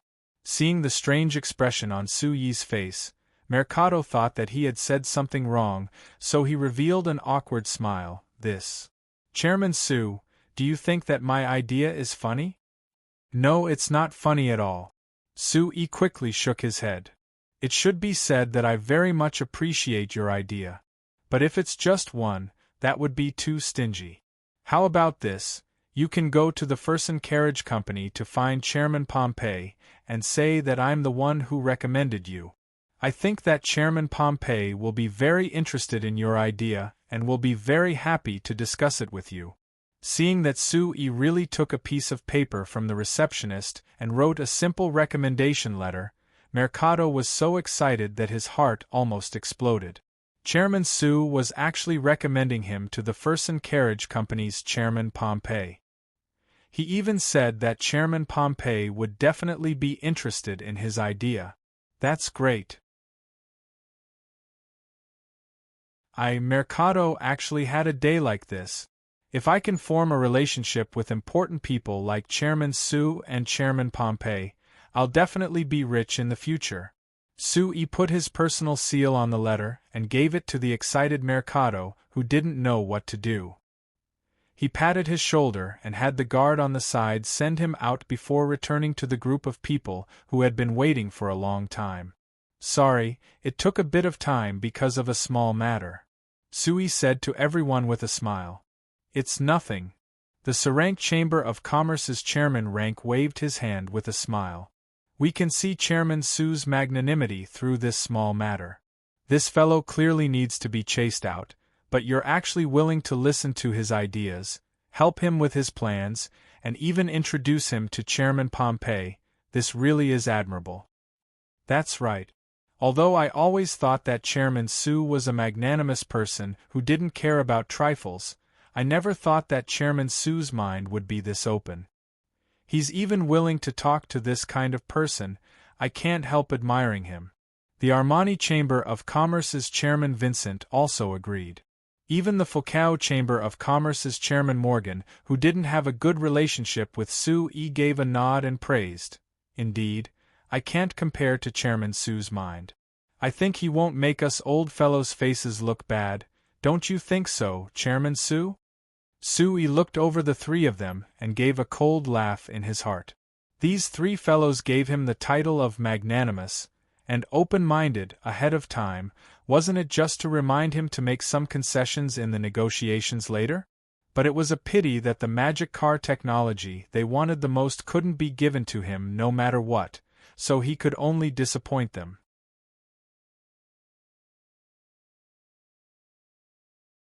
Chapter 393. When he was facing the other three chairmen in the conference room, Sui didn't say anything that was set in stone. It isn't impossible to transfer the magic car technology, but it isn't now. Sui said with a serious look. The three of you, although the magic car is considered a magic machine, it is much more complicated than the other magic machines our company has developed. There are many different kinds of technology that even our company hasn't fully researched, so even if we transfer it to you now, it doesn't mean anything to you. Chairman Rank said with a faint smile, we aren't that greedy. Chairman Su, actually we didn't come looking for you to transfer the magic car technology to us. We just hope that since we are old friends, you can at least put our three companies on the same starting line as the Amsterdam Chamber of Commerce and the Fersen Carriage Company, not treating us differently. Sui looked at Chairman Rank and said with a faint smile, Chairman Rank, I think you should be very clear on why I treat the Amsterdam Chamber of Commerce and the Fersen Carriage Company differently. The expressions of the three chairmen changed and Chairman Rank's smile became a bit awkward. After Count Stark took over as Banta City's city lord last year, he began to support Sui and the new flyer. When Sui announced his withdrawal from the business union, the other companies remained silent. Only the Amsterdam Chamber of Commerce's Chairman Cruz and the Fersen Carriage Company's Chairman Pompey publicly supported Sui and the new flyer. Chairman Cruz even went crazy in a meeting, angrily saying that the other companies were small people who only knew how to sail with the wind. Because the other chairman of the business union led by Chairman Rank didn't support Sui and the new flyer at all, it was impossible for the companies they represented to receive the same treatment from Sui and the new flyer. Now that Sui had directly pointed this out, the three of them naturally had nothing to say. Compared to the Serene Chamber of Commerce, which didn't have much cooperation with New Flyer, Chairman Morgan and Chairman Vincent, who represented the Foucault Chamber of Commerce and the Armani Chamber of Commerce respectively, felt even more awkward. This was because before this incident, the two families had already started cooperating with New Flyer. When they contacted Sui in private, they always claimed to be business partners. However, at this critical moment, these two partners were far less determined than President Cruz of the Amsterdam Chamber of Commerce. Among them, President Morgan was a bit better. After all, his relationship with Sui wasn't good from the beginning. Later, it was only because the Joel family and Sui had reached an agreement that he gradually improved his relationship with Sui. On the other hand, the Armani Chamber of Commerce had very deep cooperation with New Flyer. They had even established a base with the Amsterdam Chamber of Commerce and the Renekton Chamber of Commerce in the Black Rice Wasteland with New Flyer. Thinking of the close cooperation with New Flyer in the Black Rice Wasteland from last year to the beginning of this year, and Su Yi's support and cooperation in all aspects, Chairman Vincent couldn't help but feel a bit ashamed.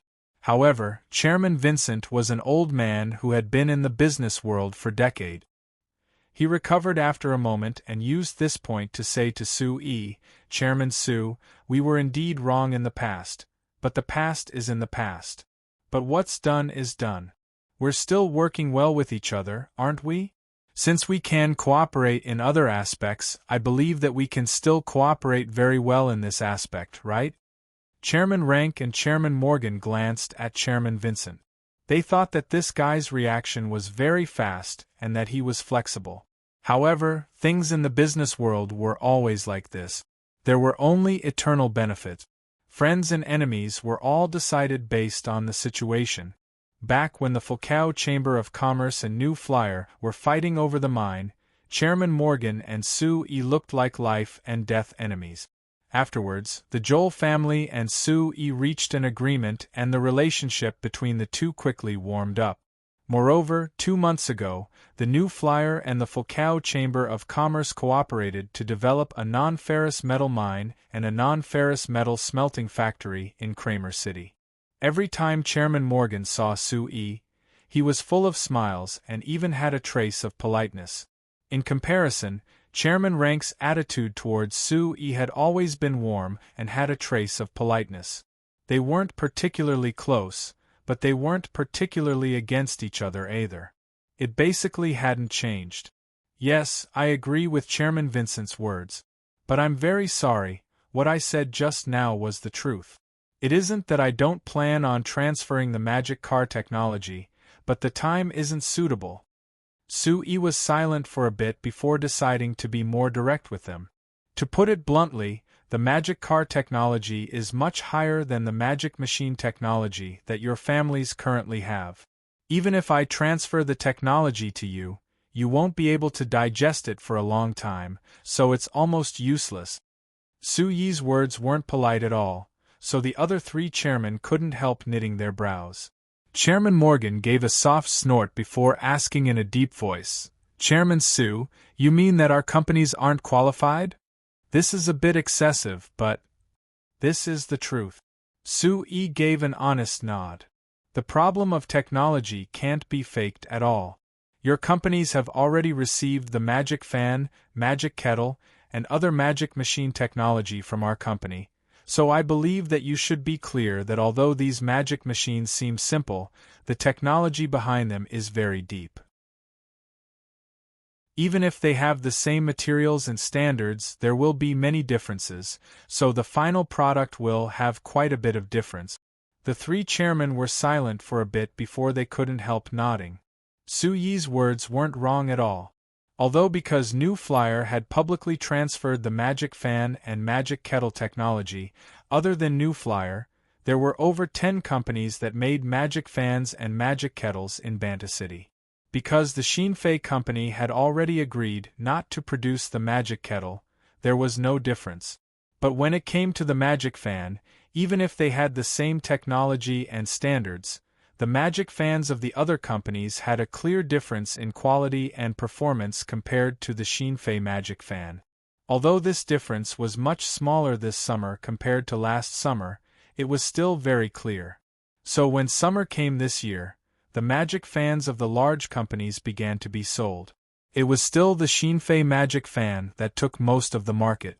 As for the magic fans of the other companies, they had to choose to sell them at a low price or ship them to other cities to be sold, avoiding direct competition with the Xinfei magic fan. The 3 chairmen came to discuss this with Su Yi not because they thought that Su Yi would agree to transfer the magic car technology.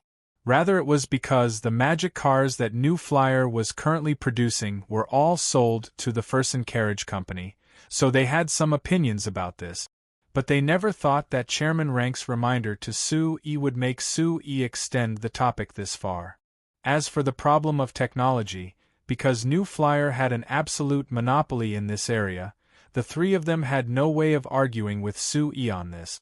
Moreover, based on Su Yi's tone, He didn't deny transferring the magic car technology in the future, which was enough to satisfy the three of them.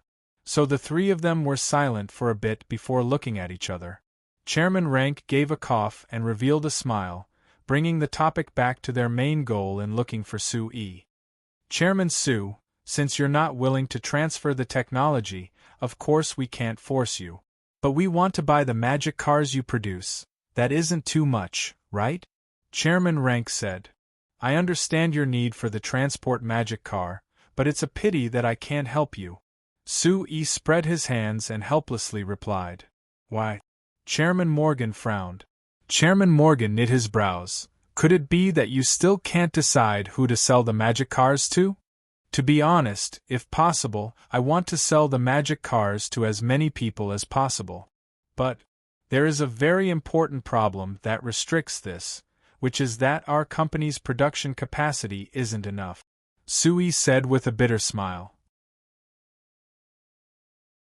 Based on last month's statistics, we only produced 2,000 transport magic cars, and the Fersen Carriage Company only has less than 200 medium-sized passenger magic cars. It's already hard enough to satisfy the Fersen Carriage Company's request, so how could we sell all of them? So, why are you only willing to sell to the Fersen Carriage Company and not sell a bit to our companies? Chairman Morgan directly asked. It's because our company's production capacity isn't enough, so I hope that we can use the limited magic cars in the places that need them the most. As for the other needs, we can only push them back. You mean that the Fersen Carriage Company needs these magic cars more than us? Chairman Morgan deeply knit his brows. Based on what? Because the Fersen Carriage Company is a logistics company and you aren't. Sue also directly replied. Logistics company? What does that mean? The three were surprised. Sue revealed a smile and patiently explained the concept of logistics to the three of them. Then he explained the logistics plan of the Lampari Kingdom that he had discussed with Chairman Pompey. In short, I think that for things like logistics, it's more efficient to give it to a company that specializes in this business. It can save a lot of manpower and energy for us companies, allowing us to focus on our core business, so this is actually a good thing, Sue said. But it doesn't save money, does it? Chairman Morgan snorted. Chairman Morgan gave a heavy snort. I don't believe that the Fersen Carriage Company won't rely on this to make money, so wouldn't we have to pay more for this? Believe me, letting the Fersen Carriage Company transport the goods is much cheaper than transporting them yourself, Sue said with a smile. Moreover, I didn't say that we wouldn't sell magic cars in the future. If you aren't satisfied with the Fersen Carriage Company and want to buy your own transport fleet, you can buy it when the time comes. As for now, I'm very sorry that our company can't provide it. The three chairmen looked at each other before Chairman Morgan asked, Then Chairman Sue, when do you think your company will be able to sell magic cars in public? 3 months. Sue raised 3 fingers. In 3 months, we will be able to satisfy the initial needs of the Fersen Carriage Company, and then we can sell them in public. That's good. Chairman Morgan slapped the table. I'll give you an order now, will you accept it? Sue revealed a faint smile, of course.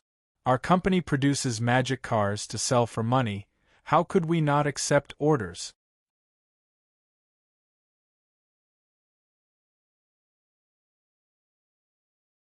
Chapter 394.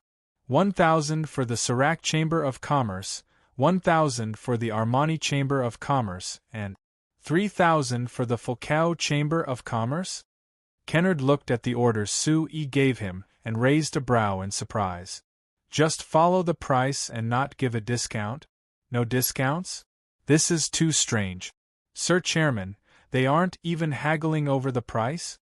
Sue revealed a faint smile. Because they know that they don't have the right to haggle over the price. Then again, how could we take the initiative to give a discount? That's true. Kennard laughed. Kennard gave a laugh. This magic car can only be produced by our company, so we don't need to consider the thoughts of these buyers. But speaking of discounts, Sir Chairman, there are many other companies that are using the summer to give discounts on household magic machines. Do you think we need to do this? You are the CEO of our company, what do you think? Sui asked back. At first, I did consider whether or not we should also do some promotions and discounts to snatch back the market share that the other companies have snatched away. But after seeing the magic cars, I gave up on this idea. Kennard replied. Why? Tell me about it. Because the transport capacity and speed of the transport magic cars far surpass horse carriages, as well as being much safer. With the roads, we can easily transport goods to any place in the Lampuri Kingdom. So it doesn't matter if we lose a part of the markets in Banta City and the surrounding cities, we can open new markets in other places. With the high quality and performance of our Xinfei brand magic machines, we can easily open this market. This idea is very correct. Sui nodded with a faint smile. I discussed the logistics plan with Chairman Cruz and Chairman Pompey before. Our goal was to promote the flow of goods in the Lampari Kingdom, allowing the goods and manpower of each city to be easily transported to any city in the kingdom. Now that the times are different, we can't keep limiting our sights to the surrounding cities. Rather, we should look even further. Our new flyer wants to become a large company that can influence the entire Lampari Kingdom, but there's no future in Banta City. Therefore, Sir Chairman, I agree with your long-term plan. Kennard paused for a moment before continuing, but there is a problem. What is it? Kennard got up and walked to the large map of the Lampari Kingdom hanging on the wall of his office. He pointed at the various colored dots marked on the map with a solemn expression. Sir Chairman, look, the dots on the map are the current distribution of the magic machine companies in our Lampari Kingdom that I've calculated through the Walmart Chamber of Commerce. Sui got up and walked over. He glanced at the map and nodded approvingly. Not bad. It's a lot more than last year. It seems like the magic machine industry is finally improving in our Lampari Kingdom. I'm very happy.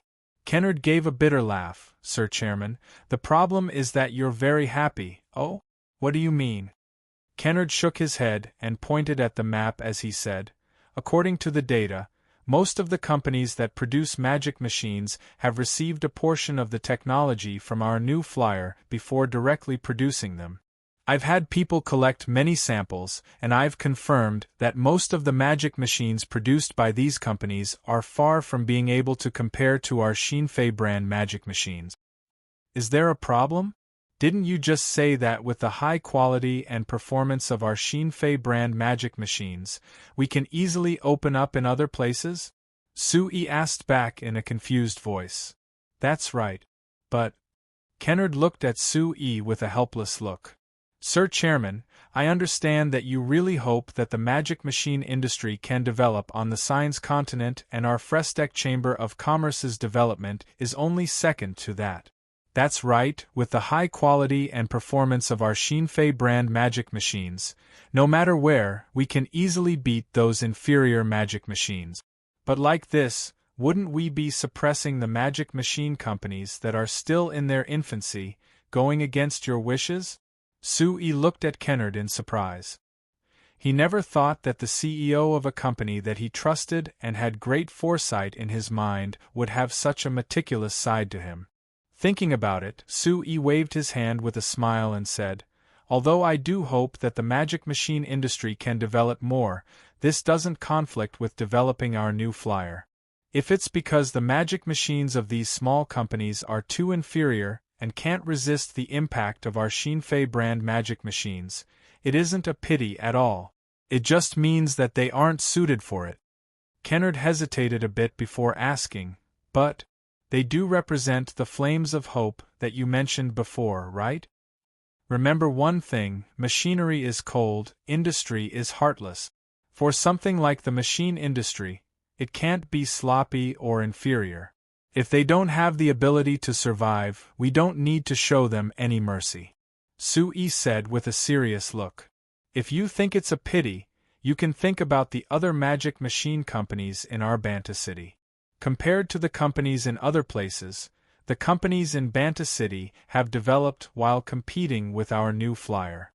Since our Banta City companies can do it, why can't they do it? Kennard was silent for a bit before giving a slight nod. I understand what you mean. Sir Chairman, then when our new flyer enters the other cities, we will treat them normally. It's like this. Sui looked over the map before saying with a smile, other than that, I have to remind you, don't be too arrogant. There are many times when the quality of a product isn't proportional to its sales volume. There are many factors that determine it. Kennard laughed. Be assured, Sir Chairman, I have a deep impression of this when I was with the Walmart Chamber of Commerce. After saying this, Kennard's expression suddenly changed. He returned to his desk and looked over it for a bit before taking out a thick document. He turned to a page and handed it to Sui. Sui took the document and looked over the cover, finding that it had the words, Sample Evaluation Report, written on it. What is this? Didn't I just say that I had people bring back samples of the magic machines produced by the other companies in the kingdom? This is the evaluation report for those samples. Through this report, we can grasp the technology and product level of the other companies in the kingdom, making it easier for us to come up with countermeasures. Kennard explained. Sui gave a nod of praise. Very good, Kennard. You really are an outstanding CEO. After saying this, Sui opened the report again and saw that the page Kennard gave him was a product evaluation report for the Ankh Magic Chamber of Commerce. Ankh Magic Chamber of Commerce? Sui knit his brows to think. Isn't that the company that we cooperated with the Sorcerers Guild's chairman and put under his son Ankh Aaron's name? What? Is there a problem? Kennard's expression was a bit strange. Sir Chairman, when we tested the magic machines produced by the other companies in the kingdom, we found that there were some companies that had a good grasp of the technology we transferred, so the quality and performance of the magic machines they produced were all quite good. This is very normal. Look at the Ireland brand magic fan that the Ireland Chamber of Commerce released last Sunday. Whether it is quality or performance, it is already comparable to our Shinfei brand magic fan. Sui said with a satisfied nod, This is the result that I'm very happy to see. But, when they tested the magic machines produced by the Ankh Magic Chamber of Commerce, Camby and the others found some problems. Kennard said with a bit of hesitation. Some problems? Sui instantly felt this was a bit strange. He looked down at the report in his hand and said in a confused voice, The data isn't that different from our company's magic machines, this is very normal. What problem is there? Camby and the others have found that although the Ankh Magic Chamber of Commerce's magic machines are a bit worse than our Frestec brand magic machines in terms of quality and performance, but, in terms of their magic machines, there are many details that are exactly the same as our company's magic machines. Sui shook his head.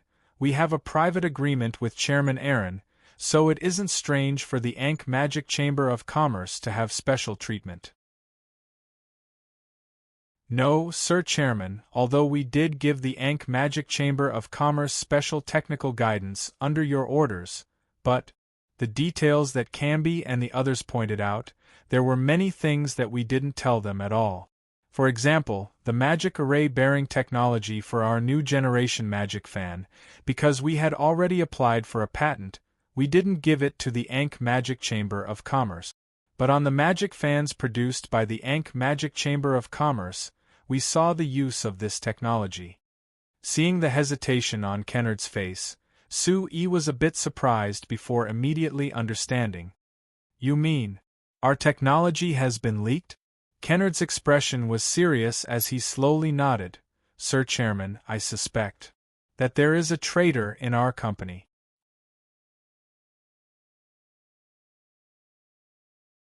Chapter 395. When mentioning leaking technology and spies, Sui immediately thought of Remington.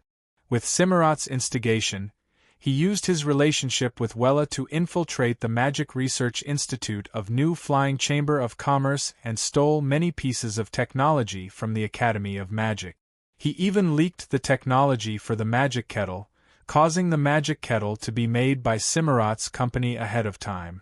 Although this was Su Yi's plan and he exposed Cimarrot in front of everyone, stopping his plot from succeeding, New Flyer had still suffered some losses. The reason why New Flyer decided to stop making magic kettles and directly transfer the technology was mainly because of this. As someone who had transmigrated from Earth, Su Yi had naturally heard of countless cases of espionage. Moreover, he was prepared that New Flyer would meet the same thing sooner or later. After all, New Flyer could be considered the company with the most special technology in the Lampari Kingdom, even the signs. Moreover, they had many unique magic machines, so it would be strange if New Flyer's technology didn't attract people's attention.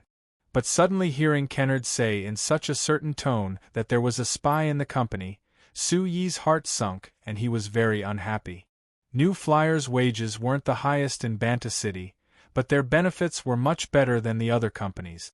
Working in New Flyer, as long as you didn't make any big mistakes, you could live a carefree life. In this situation, there was still someone who was willing to be a spy and sell the company's technology. This really made Su Yi's heart hurt. But this was only for an instant. Su Yi wasn't a naive child. Of course he knew that in front of enough benefits, anyone could be moved and sell everything they could. After being depressed for a bit, Su Yi asked Kennard about the details of the situation. What made him let out a sigh of relief was that the technology leak wasn't that serious this time. There were only some small details that were leaked and the most important core technology wasn't seen in the magic machines of the Ankh Magic Chamber of Commerce. Although it was possible that the Ankh Magic Chamber of Commerce didn't use it for now, at least the current situation wasn't bad. Don't spread this matter for now.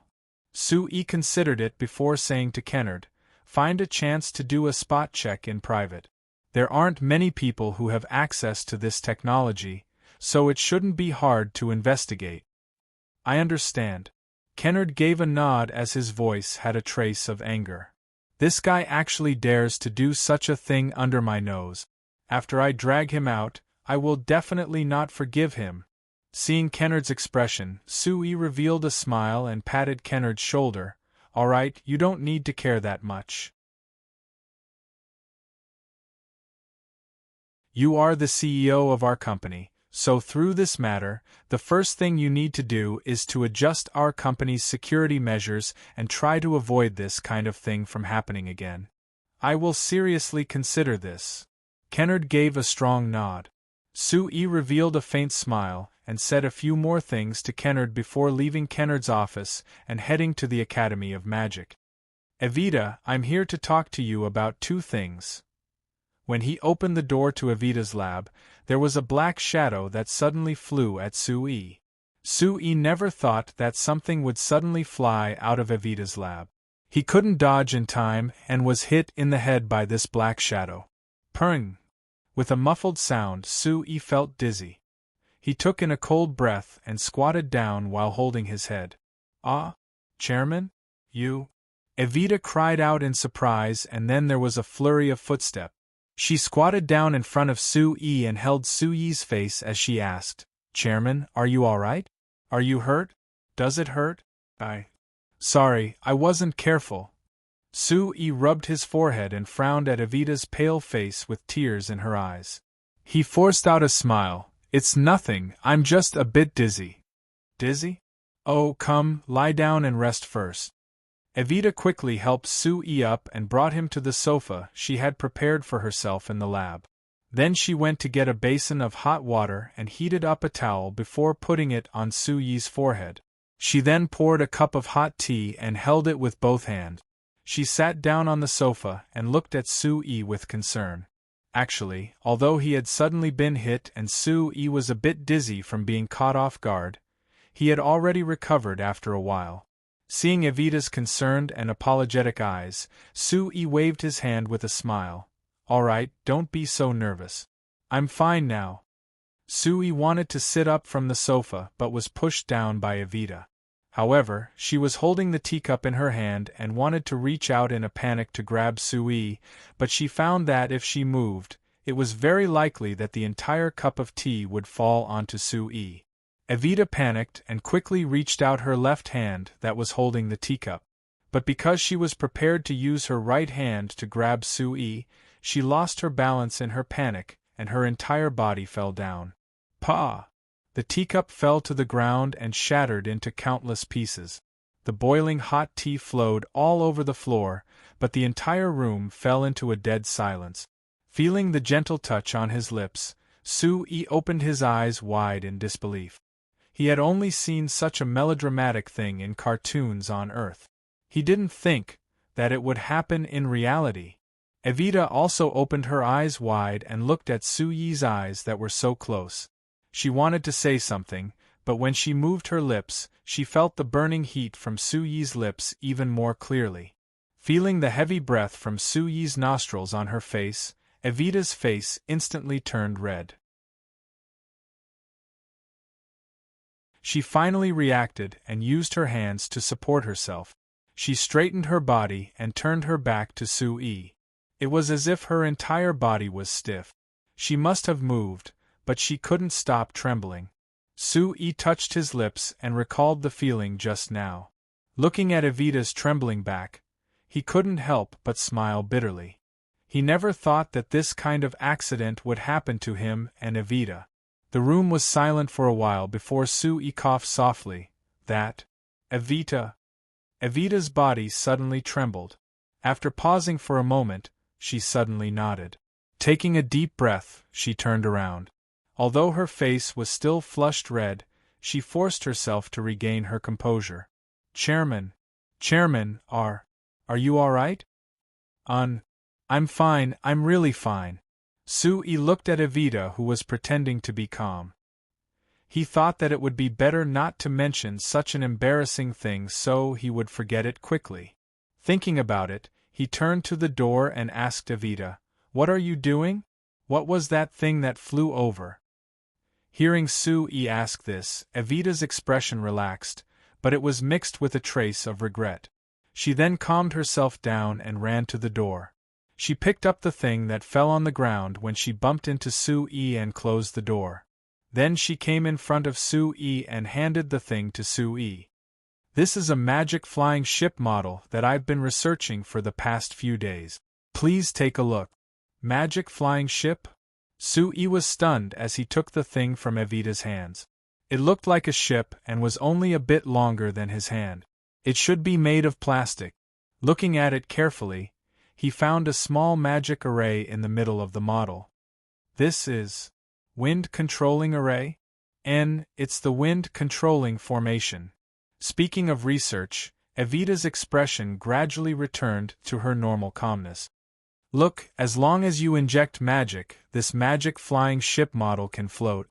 Evita extended her slender index finger and lightly tapped on the magic flying ship model, injecting a trace of magic into the magic array.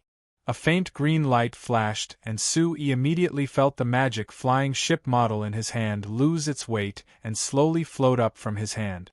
Seeing the magic flying ship model slowly float in the air, Sui suddenly thought of the feeling he had when he first came into contact with magic after transmigrating to this world. In this world, flying was actually quite easy. Evita, you're researching this thing, could it be that you want to develop a real magic flying ship? Sui asked. That's right. Evita nodded with a smile. I've read in a book before that when the elves were at their strongest, they had built a few very large magic flying ships, allowing the elves to easily travel around the continent. But the elves lost in the racial war and the technology to make magic flying ships disappeared.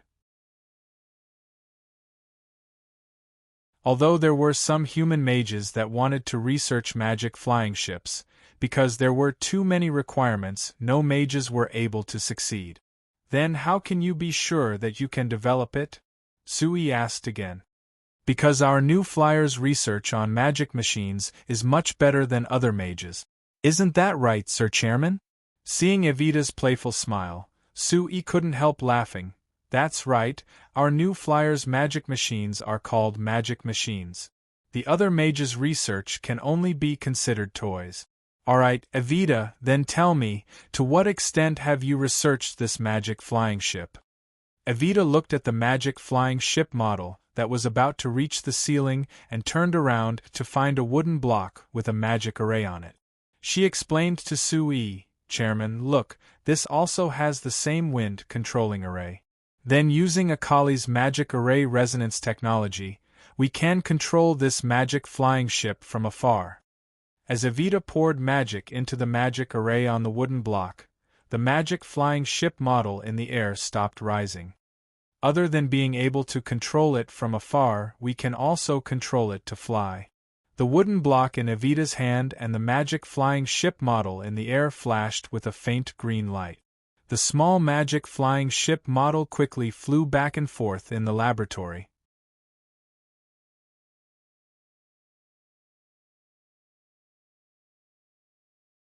Chapter 396. Seeing the magic airship flying above his head, Sui couldn't help feeling a bit emotional. This world really was different from Earth. With the existence of magic, there were many things that were much simpler to develop compared to the industrial machines on Earth. Moreover, there were many advantages that the industrial machines on Earth couldn't compare to. Take the magic car as an example. Although it took a long time to develop the engine, because of the power of magic, the magic car that was developed now was much better than the cars on Earth. Because it only used magic crystals and didn't use gasoline, it didn't create any pollution and didn't need to worry about emissions at all. At the same time, the energy efficiency of the magic car was very high. As long as it was a refined magic crystal, it could be completely used and there wouldn't be any impurities. This made the consumption of the magic engine very small and greatly increased its lifespan. Of course, there were disadvantages. Compared to the cars on Earth, the magic car with the wind magic engine didn't have enough power, so the speed of the magic car couldn't compare to that of a car. If it had to be compared, it was around the same as an electric car. But the development of the magic engine had just begun. Sui was confident that he could gradually increase the output of the magic engine and steadily increase the speed of the magic car. This was just the advantage of magic in the magic car. If it was the magic airship in front of him, compared to the airplanes on Earth, the advantage was even greater. For any flying item on Earth, the first problem they had to solve was how to fly. In order to break free from the gravity of Earth, the people on Earth had worked hard to develop various flying items. They had thought of all kinds of methods to achieve this goal. As for the airplanes on Earth, whether it was helicopters or jets, if they wanted to break free from the gravity of the ground, they had to ensure that they had a large power output. For the signs, because of the existence of the wind magic engine, it made the most basic and most difficult requirement of flying very easy. As long as they engraved a magic array, they could easily fly into the air. Adding in the magic array resonance technology that Akali had developed, they could easily control it from a distance. Although Evita's magic spaceship model was only comparable to the model airplanes on Earth, it represented a very feasible research direction. Evita didn't pour much magic into the wind-controlling array on the magic flying ship model. After flying a few circles in the air, Evita took it back. Sui took the magic airship model from Evita's hand and carefully looked it over. He found that this model was indeed very simple. It was just a simple plastic model. Evita had only engraved a wind-controlling array on it and didn't add any other parts to it. Evita, do you have confidence in developing a magic flying ship that can carry a normal person into the air? Sui asked after some thought. Of course. Evita revealed a confident smile. Why else would I create this model? Alright, I'll now officially approve the Academy of Magic's establishment of the Magic Spaceship Research Project, and you'll be the person in charge of the project. I'll use my status as the chairman to approve this project with second-level priority. You can use any resources in the company. Second-level priority. Evita looked at Sue with a face of pleasant surprise. Great. Chairman, I didn't think you would place so much importance on this. Of course. Sue said with a faint smile. Being able to fly into the sky isn't hard for us magicians, but for millions of normal people, this is their dream. How could I not place importance on a magic flying ship with such great significance? Evita smiled as she took the magic flying ship model from Sue's hands. She carefully placed it back on the experiment table and let out a long sigh. I was worried that this research project would be unnecessary, but now that I've received the chairman's approval, I'm relieved. Sue couldn't help laughing. Didn't I tell you many times that you can boldly try any research related to magic machines? I'll support it all. Moreover, this magic flying ship research is very promising, so what are you worried about? I'm worried about wasting money. Perhaps Evita was too happy as she stuck out her tongue at Sue and revealed a rare naughty smile. Just in the first half of this year, our Academy of Magic has spent over 500,000 gold coins on research, but the results haven't been much. It makes me feel like we're wasting money. Last time Kennard told me that we have to control the direction of the research funds and not spend it on research that isn't of much help to the company's development. Oh? Kennard said that to you? Sue was a bit surprised as he said with a slight frown, "This guy, I've emphasized the importance of research countless times and he still said that to you. How is he even a CEO?" Seeing Sue's face darken, Evita jumped in fright. She quickly waved her hands and said, No, Kennard is right. Our Academy of Magic has been spending too much on some unnecessary research projects recently. I've been planning on investigating during this time and getting rid of those unnecessary projects. No matter what, the research funds provided by the company can't be wasted. It's good that you have this idea, but Evita, you have to listen to me on this. Sue said with a serious look. No matter what kind of research it is, as long as it can promote the development of the magic machine industry, it's worth it no matter how much money is spent. If Kennard comes looking for you again, just tell him that this is my idea. Investing in the Academy of Magic and the Magic Machine Development Center, not to mention 500,000 gold coins, even 1,000,000 gold coins isn't too much. Seeing Sue's determined expression, Evita opened her mouth, but she didn't say anything in the end and just nodded in agreement. Sue's expression relaxed and he said with a smile, "All right, it isn't good to let you talk to Kennard, so I'll go talk to him. Evita, your idea is right. You are the chief of the Academy of Magic, so you have to have a clear idea of the Academy of Magic's research project. As for how to determine which projects are useful and which projects aren't, I trust your judgment. But there are many times when I can't even determine it myself." Evita muttered in a low voice. "That's very simple. If there's something you can't determine, just leave it to me," Sue said with a faint smile. "Evita, there's something I've always wanted to say to you. Since you're the chief of the Academy of Magic, you have to act like a chief. Your personality is too gentle, so you're not strict with the researchers under you, which isn't a good thing." Evita looked at Sue in a daze. With her intelligence, naturally she could hear the hidden meaning in Sue's words. Sue gave her a general explanation of what Kennard had mentioned about the Ankh Magic Chamber of Commerce, and Evita's expression changed after hearing this. "Chairman, are you suspecting the researchers of our Academy of Magic?" Sue shook his head. "I don't suspect them for now because if there were researchers who betrayed the company, the technology we leaked definitely wouldn't be something unrelated to the core technology. I mention this to you because I hope that Evita can secretly observe if there are any researchers who would unintentionally reveal some information that would be used by other companies." Evita bit her lip and said with an ashamed look, "Chairman, it's my fault. I didn't manage the Academy of Magic well. This isn't related to you."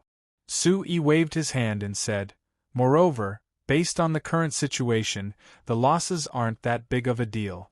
I just hope that this matter can be used as a warning to the researchers under me. It can be considered a reminder, telling them the importance of keeping secret. After all, they have signed a confidentiality agreement with the company, so if there really is a problem, whether it is them or the company, they aren't willing to see it. Evita gave a strong nod. All right, I will. Of course, don't make this matter public. Just pretend to inadvertently remind them. Sui said. I know what to do. Sui revealed a smile and didn't say anything else. Although Evita wasn't that old, she had a calm personality and was cautious when doing things. Sui believed that she had the ability to take care of this matter. Moreover, in the end, the Magic Research Institute of New Flying Chamber of Commerce wasn't that big yet, so it was relatively easy to control. This matter could be considered a small test for Evita, from Sui. Right, Chairman, didn't you say that you wanted to tell me 2 things when you came in? Other than this, what else is there? Evita asked. Oh, after being hit by your magic airship, I almost forgot. Sui said with a smile. Evita looked at the magic airship model on the test bench and thought of how panicked she was after Sui was hit. Then she thought of the embarrassing things that happened after that and her face instantly turned 2 blushes. The other thing is the matter of refining magic crystals. Sui continued. Since your research in this area has basically been completed, the next step is to incorporate this into the official production operation. According to the plan, I'm planning to build a magic crystal refining factory in 3 months. While the factory is being prepared, you will work with the Magic Machine Development Center to research the magic crystal refining equipment. Alright, this shouldn't be a problem. I've already discussed this with Camby's group many times and Camby's group said that there was no problem. Evita said with a nod. That's good, I'll wait for your good news. After dealing with these 2 matters, Sui looked at Evita who still had a blush on her face. He thought that it wouldn't be good for him to continue chatting with Evita after work like before, so after thinking about it, he stood up to leave. Evita sent Sui out in an abnormal silence. But watching Sui leave, Evita's expression became incomparably complicated. Her eyes were filled with a mix of disappointment and hope.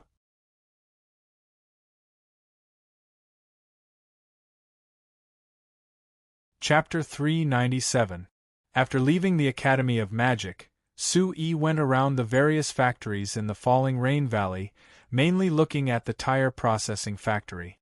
Because of the appearance of the magic car, the tire processing factory had developed new tires for the magic car. Because there was a large demand for magic cars, there was also a large demand for magic car tires. Adding in the fact that the tire processing factory still had a backlog of orders for horse carriage tires and the bicycle factory needed a large amount of bicycle tires, the work of the tire processing factory was very heavy. The workers of the factory had been working overtime every day for over a month now. But it was different from the workers of the factories on Earth, who complained about working overtime. The workers of the tire processing factory welcomed working overtime very much. Because compared to normal working hours, the overtime pay was much higher. So including the overtime pay, the workers of the tire processing factory received double their normal monthly wage. The most workers received close to 40 gold coins just last month. For most of the workers who could only work as farmers before, this was something that they couldn't even earn in a year before. With the encouragement of money, their enthusiasm for work was very high. Moreover, if they worked overtime at the factory at night, they could enjoy the free dinner and snacks provided by the company. It had to be known, Sui was very willing to spend money on the welfare of the workers. The company provided a rich variety of dinners and snacks that tasted very good, so it was very welcomed by the workers. There were even workers who proposed to the company not long ago that they should build a large cafeteria in the Falling Rain Valley, allowing the workers of the company to have their 3 meals a day. At worst, the cost of the meals would be deducted from their wages, which was much better than having to eat at home every day. Kennard attached great importance to this proposal. After it was given to Sue to review, it was immediately approved by Sue. New Flyer had already chosen a place in the center of the falling rain valley, planning to build a large cafeteria for the company, preparing to solve this problem. Sue's prestige in New Flyer was extremely high.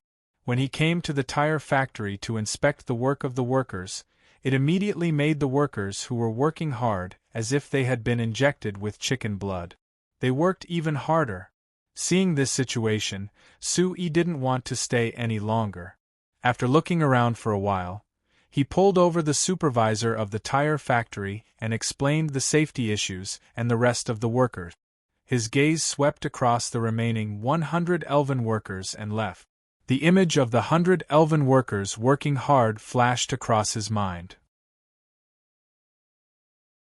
Sue thought for a while before heading to the Night Song plastic processing factory that was located deep within the falling rain valley. Night Song's plastic processing plant was no less busy than the tire processing plant. New Flyer had received an order for 1,000 medium-sized magic passenger cars from the Fersen Carriage Company.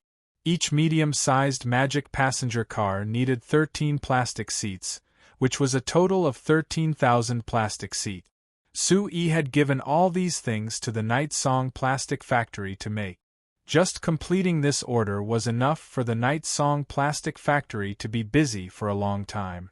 Not to mention that the Night Song tribe's plastic processing factory was gradually becoming famous in Banta City and the surrounding cities.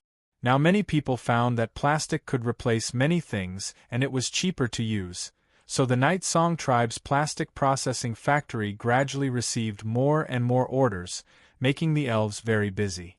Walking into the Night Song tribe's plastic processing factory, he saw that even the factory manager Amelud was at the front line, personally taking care of the packaging work.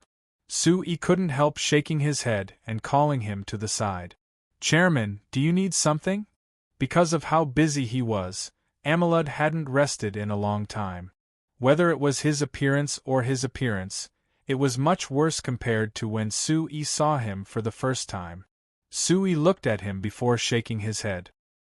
He pointed at the busy factory and said with a sigh, "Amelud, are you planning to keep going like this?" Amelud was surprised. What? Sue really wanted to hit him on the head to wake him up, but thinking that the elves were always this stubborn, he gave up on this idea. "Hey, Amelud, when Elder Elucia had you take care of this factory, what did she say to you?" Amelud looked at Sue in surprise. "The Elder just wanted me to properly manage the factory and make sure that the factory's production runs smoothly. Right, the Elder also said that if there was anything I didn't understand, I could ask the chairman for help." After saying this, Amelud seemed to have finally understood as he asked, "Chairman, do you feel that I'm not doing well? Please don't hesitate and just tell me." Sue gave a soft snort. "You still don't understand what I mean? Look at the factory. If it keeps going like this, do you think that you and your clansmen will have any free time?" "No." Amelud honestly shook his head. "But Chairman, the work is so heavy that I can't do anything about it. You can't think of a way to improve this situation?" Sue asked in a voice filled with disappointment. "I won't say that you can actually cancel some unimportant orders, because I know that you definitely don't want to do that. Yes, these orders were won by Delil with great difficulty. How can I let her down?" Amelud nodded. Sue couldn't help but roll his eyes. "That's why I'm too lazy to talk about this. The problem now is that you can't cancel the orders and reduce the workload, but you can find a way to improve your work efficiency. Look at how messy the factory is now. With such low efficiency, of course you won't have any free time." "Is that so?" Amelud looked at his clansmen who were busy in the factory. He didn't think that it was as messy as Sue said. "You don't believe me?" Sue glared at Amelud. "If you don't believe me, you can go to the other factories in the Falling Rain Valley and see how they arrange their work.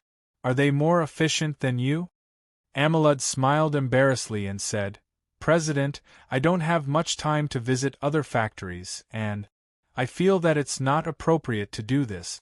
After all, our plastic processing factory belongs to the elves, and it's different from your human factories. Not the same, my ass. Sui couldn't help but curse. It's the same factory, how can it be different? Are you looking down on human factories? But if we talk about efficiency, the other factories in the Falling Rain Valley are much better than yours. Do you believe me? Amelud's expression became more awkward, and he smiled bitterly. I believe you. But Chairman, I feel that our elven factories can't use the same model as your human factories. After all, this place is full of elves. Hearing this answer, Sui couldn't help but sigh and shook his head. Do you believe that Elder Elucia would be angry to death if she heard this? The reason why the Elder agreed to cooperate with me to open this factory is to let you have more contact with us humans and learn the advantages of us humans. But what are you doing now? You leave your clansmen in this factory to do some boring work every day, but refuse to have contact with us humans. Isn't this completely forgetting the Elder's expectations and putting the cart before the horse? Amelud frowned and thought for a while before sincerely saying, Chairman, you're right. I was only thinking about how to manage the factory and forgot what the Elder told me. Can you tell me what to do? I can't give you any pointers. Seeing Amelud honestly admit his mistake, Su Yi's anger disappeared. He waved his hand and said, The suggestion I can give is for you to think of a way to improve the factory's management and increase the efficiency. This will give you and your clansmen more time to interact with the humans and dwarves in the valley. Then, Chairman, how should I improve the efficiency? Amelud asked. How about this? It's good that Vice Chairman Hines is back and he has a lot of experience in this aspect. You can go to Banta City tomorrow and ask him for advice, or you can invite him to the factory to give you some pointers. With him helping you, I believe that you can quickly change the current situation. Sui said. Other than that, I want to have a good talk with Delil. I want her to understand that this isn't the time for your factory to become famous, so you don't need to accept all orders. Actually, there are some simple businesses that you can learn from me and give them to small companies. Are you talking about small companies like the Ireland Chamber of Commerce that are in charge of making magic machine parts? But most of the plastic products we make are finished products. I'm afraid we can't do this, right?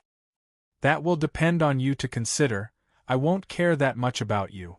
Sui said with a shrug. Elder Elucia had you manage this factory in hopes of using your flexible mind, so you should think about it. Amelud thought about it before giving a nod. All right, I will seriously consider it. Many thanks for the chairman's pointers. Sui waved his hand and turned to look at the busy Night Song tribe elven workers in the factory. Thinking of the 100 elven workers he saw at the tire factory, he thought that the elves really weren't a flexible race. It was no wonder they were eliminated by history and replaced by humans. But this was also good, at least it proved that they couldn't pose any threat to humans. Like this, when Sui worked hard to integrate them into human life, he didn't need to worry that much.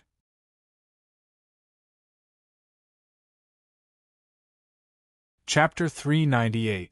According to last month's statistics, up until now, our new Moon Chamber of Commerce has a total of 8,451 people from other races that have applied for labor card.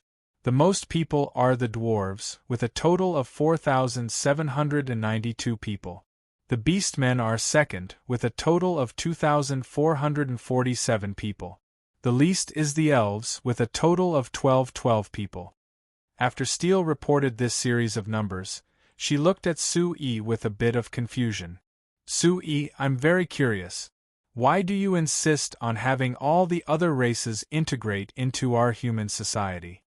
Sui revealed a faint smile. Because these other races have some abilities that we humans don't have. Rather than letting them leave our human circle and even going against us humans, why don't we let them integrate into us humans and contribute their power? I can understand why you need the elves and dwarves. After all, the elves have a lot of magic knowledge that we humans don't have. The dwarves are naturally better at forging. But the beastmen, I still can't see how they are better than us humans. Steel still had a face of confusion. Of course there is. For example, they are strong, so they give a lot of manual labor to the beastmen. One beastman worker is equivalent to 3 human workers, and their wages are lower than human workers. It's very convenient to use them, Sui said with a smile. Besides, the Fox clan, Rabbit clan, and other weak beastmen clans have their own unique characteristic. Look, didn't the singing and dancing troupe you set up cause a stir in the first performance? Steel rolled her eyes at Sui. It's just that everyone is curious about these beastmen girls. Also, the type of opera you mentioned is quite novel, so it's very popular. But these beastmen girls themselves aren't that outstanding. The teacher who taught them dance has never been very satisfied with their learning ability. Then teach them patiently. Sui shook his head. I just hope that these beastmen girls can be a window for us humans to see the beastmen. So that people won't be too against the beastmen, so that it'll be easier to hire more beastmen workers in the future. Yes, these beastmen girls are quite hardworking. And they are very obedient. Basically, they will do whatever I tell them to do. Steel looked at Sui and suddenly said with a smile, Sui, these fox and rabbit girls are very beautiful. Do you want me to introduce them to you? They are all very interested in you. Sui rolled his eyes and unhappily pinched Steel's pretty face. I don't have the time to get to know them. I'm giving you full authority over this singing and dancing troupe, so I won't interfere. If you don't do it, see how I'll deal with you. Steel flirtatiously looked at Sui. Come at me, I'm not afraid. Of course, Su, of mind, of God, of God, of God, of God, of God to goddess of mind, of God. Sui was shocked. He quickly stroked her back and anxiously asked, What is it? Do you feel uncomfortable anywhere? Steel's sudden reaction didn't last for long. After a bit of retching, she returned to normal. It's nothing. Facing Sui's concerned gaze, Steel shook her head and comforted Sui. It's just that recently I've been feeling a bit uncomfortable and nauseous. But there's nothing else, you don't need to worry. Is it because you've been too busy with the new Moon Chamber of Commerce recently that you're tired? Sui asked with a frown. Why don't you just give these things to your assistant and have a good rest? It's nothing, it's really nothing. Steel waved her hand. I'll go ask the doctor in the city tomorrow. It should be a small problem. Sui carefully observed Steel's face and asked again. After receiving the answer that Steel was fine, he was a bit relieved. All right, I'll go with you tomorrow morning to see Dr. Zhao. No, I'll have someone bring the doctor here right now. Sui stood up and was about to go find someone to bring the best doctor from Banta City to the Falling Rain Valley when 2 figures suddenly appeared at the door. It was Elder Agnes and Elder Elucia.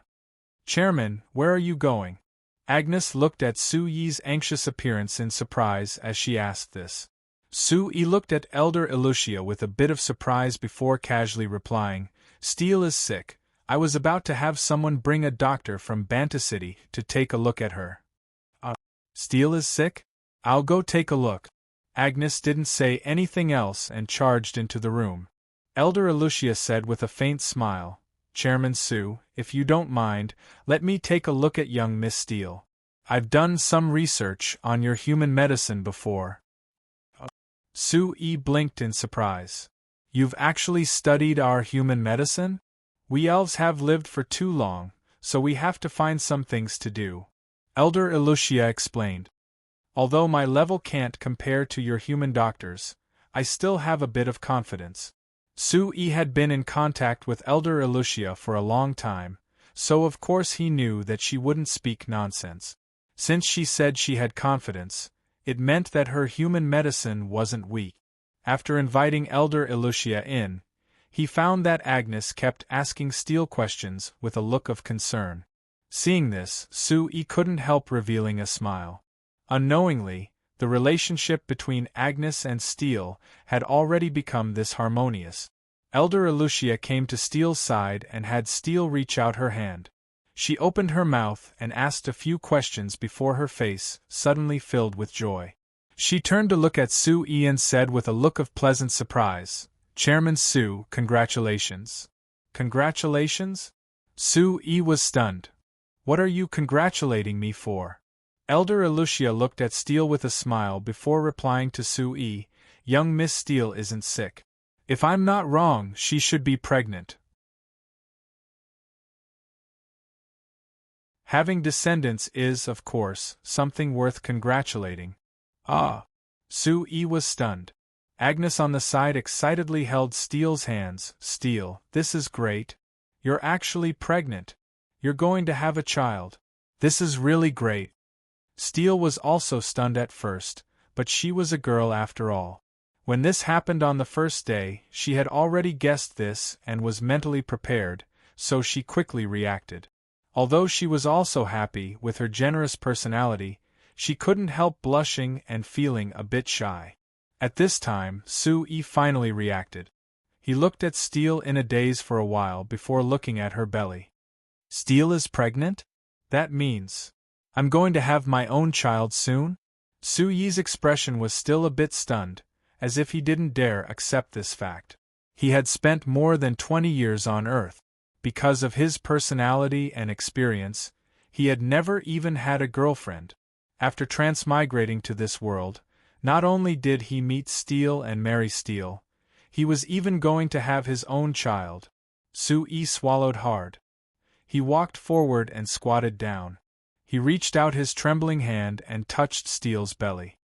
"Idiot, how could I touch it now?" Steele glared at Sue-yi and said in a coquettish voice. Sue-yi gave a silly laugh and scratched his head. He looked at Elder Elucia and asked, "This. Elder Elucia, what should I do now?" Elder Elucia gave a faint smile. "You don't need to do anything special. Although the birth of a new life is something to be happy about, it will take a long time for it to grow. During this time, you just need to take care of young Miss Steele's body and let her give birth to this child smoothly." Sue-yi calmed himself down to think, and finally gradually recovered from his stunned state.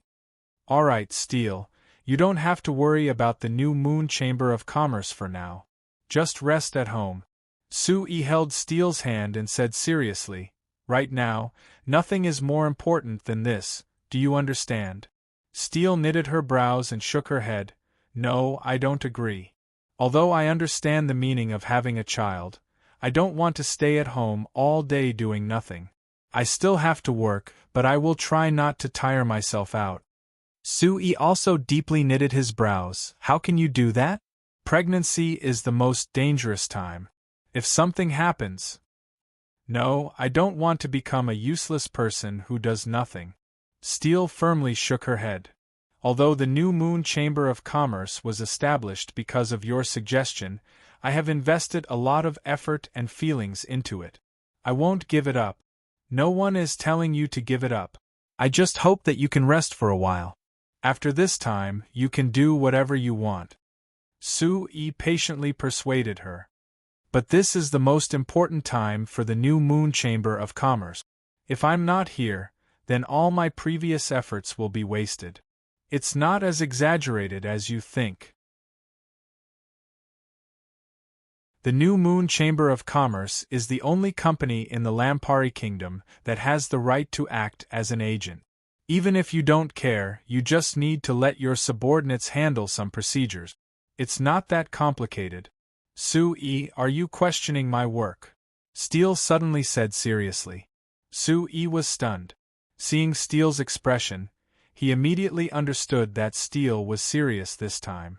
According to his understanding of Steele's personality, if he didn't agree, Steele would reluctantly agree with him, but she would be very unhappy. But considering that Steele was just pregnant, to be safe, Sue-yi still hoped that she could stay at home and recover. In the end, their small family didn't need Steele's work to support them. This was the first time Su-yi and Still had an argument because of different opinions since they met. Seeing the unwilling and dissatisfied look on Still's face, Su-yi's rationality told him that if this continued, this conversation that was still at the level of an argument would quickly escalate to an argument. That was something that he definitely wasn't willing to see. After thinking about it, Su-yi revealed a smile to Steele. He shook his head and said, "Why would I question your work? I'm just worried about your health." After saying this, he turned to Elder Elucia. "Elder Elucia, what does Steele need to pay attention to right now?"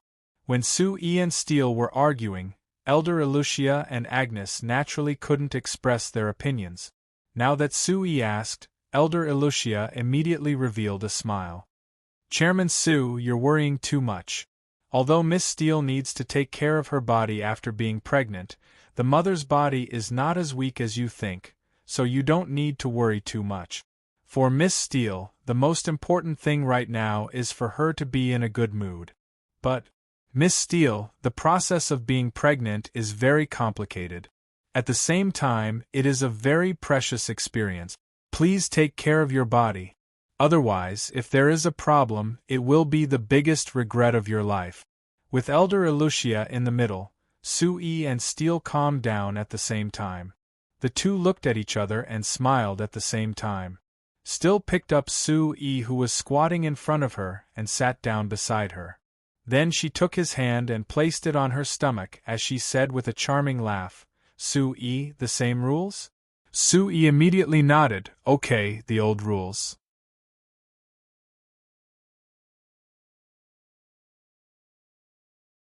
Chapter 399. Thank you, Elder Elucia. Su-yi sincerely thanked Elder Elucia. "If it wasn't for you, I might have quarreled with Steele today." Elder Elucia shook her head with a smile. "You wouldn't have. Chairman Su, didn't you already calm down at the time? I believe that with how much you love Miss Steele, you wouldn't have really quarreled with her." Su-yi turned back to look at the room and saw that Agnes and Vivian, who had heard the news, were whispering to Still, breaking out in laughter from time to time. He shook his head and said with a sigh, "That's right, how could I be willing to truly quarrel with her? But I'm still worried that she won't take care of her body. If something really happened, it would be too late to regret it. I just said that the mother body that gives birth to life is much stronger than you think, so you don't need to be this worried." Elder Elucia also looked back at the room and said with emotion, "Chairman Su, I've lived on this continent for a long time, so I know a lot about your human world. In my opinion, it's very rare for a human man to be so gentle to his wife. If a man can't be gentle to his wife, then he's a failure," Su-yi said with a smile. "Not to mention, Steele is such an outstanding wife." "I agree, Miss Steele is indeed outstanding. From the first time I saw her, I was moved by her innocence that wasn't inferior to us elves." Elder Elucia looked back at Su-yi and said with a smile, "But, Chairman Su, it would be great if you could be this gentle to others." Su-yi was surprised and then smiled. "What? Did Amelud complain about me in front of you?" "It's not as exaggerated as a complaint." Elder Elucia smiled and shook her head. "He only told me the truth about the situation when you criticized him a few days ago. He was very grateful to you because it was because of your criticism that he began to face the problems in the factory. You also helped him invite Vice President Hines over to guide him to improve his management of the factory. Now that the efficiency of the factory is much higher than before, he and his clansmen are much more relaxed than before." "That's good." Su-yi nodded. "My purpose is to hope that he can increase production efficiency, so that he and his clansmen don't have to stay in the factory all day long and have no time to do anything else. That really fails to live up to your expectations." Elder Elucia looked deeply at Su-yi and said, "Chairman Su, I am very grateful that you are so considerate of me and my people. I feel very fortunate to have a noble human like you as my partner." "It's nothing. This is what I promised you. Of course, I will keep my promise." Su-yi smiled and waved his hand. There are not many humans who can have such a noble character. Otherwise, we elves would not always be careful to keep a distance from humans. We are afraid of being deceived and hurt by humans. Elder Elucia sighed. In fact, humans deceive and hurt each other a lot, but there is also a lot of friendship and help between humans. Sue smiled. The difference is that we humans know how to distinguish between these things. We also know that even if we are deceived and hurt, it is only the problem of that human. It has nothing to do with the entire human race. So, Elder Elucia, I have always supported your idea of letting elves interact with humans more. Only by interacting with each other can we improve our understanding of each other and try to avoid being deceived and hurt next time. I understand, but there is a problem, Elder Elucia said. What problem? Although the elves of our Nightsong tribe have already worked in your new flyer for close to 2 years, we haven't had many chances to interact with humans. Or rather, we haven't had many ways to interact with humans. So there are many people who don't understand us elves. Our clansmen also haven't truly integrated into human society and have been accepted by humans. You mean, you want to find another method to let the elves have more ways to interact with humans? Sue asked. Yes. Elder Elucia nodded. Chairman Sue, I've heard from Agnes that young Miss Steele's new Moon Chamber of Commerce has established a singing and dancing troupe for young beastmen girls. It is to show the other side of beastmen to humans and change the impression humans have of beastmen. Then do you think that we elves can also use a similar method to show the other side of us elves to humans? It would be great if this world had televisions. Sue muttered. After thinking about it, he said, Elder Elucia, I think you won't accept your clansmen singing and dancing in front of humans, right? I indeed don't want to. Elder Elucia nodded. My clansmen won't agree to this either, so Chairman Sue, can I ask you to think of a way for us? I know that your thoughts are very flexible, so you should have a good idea. You really think too highly of me. Sue gave a bitter laugh, but he still seriously thought about it. Elder Elucia being able to make this request to him already proved that she trusted him a lot. Otherwise, for this kind of matter that decided how the elves should show themselves to humans, something that could decide the future development of the elves, she definitely wouldn't have come to discuss it with him. Moreover, this also proved that Elder Elucia had decided to take another step forward in integrating the elves into human society. This was something that Sue was very happy to see. Sue's mind flashed with all kinds of methods of advertising on Earth, but he found that there were very few that suited the elves. Moreover, if he wanted to achieve a long-term, positive, and stable effect, it would be even harder. Sue habitually walked around while thinking. After walking around a few times, he saw Steele in the room and his heart suddenly skipped a beat. He turned back to Elder Elucia and revealed a smile. I have a way. ####. The news of Steele's pregnancy was only known by a few people at first, but in just a few days, it quickly spread. Even the Banta Times published a special report, spreading the news of Steele's pregnancy to all of Banta City and even to the surrounding cities. After learning that the Banta goddess in their hearts was not only married, she was even pregnant with a child. Banta City and the surrounding cities were filled with sighs and emotional sighs. But Steele and Sue had already been married for a year, so everyone's resentment towards Sue had already faded. After learning that Steele was pregnant, everyone gave their sincere blessings and all kinds of gifts to the two of them.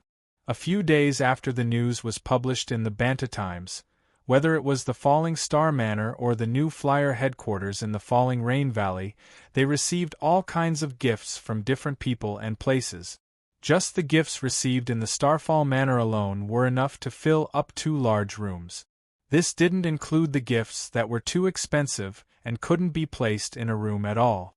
For example, as soon as they learned of Steele's pregnancy, Chairman Cruz of the Amsterdam Chamber of Commerce bought a piece of land near the Falling Star Manor. He announced that he would use the best construction team to build the most luxurious manor on this land, giving it to Su Yi's unborn child.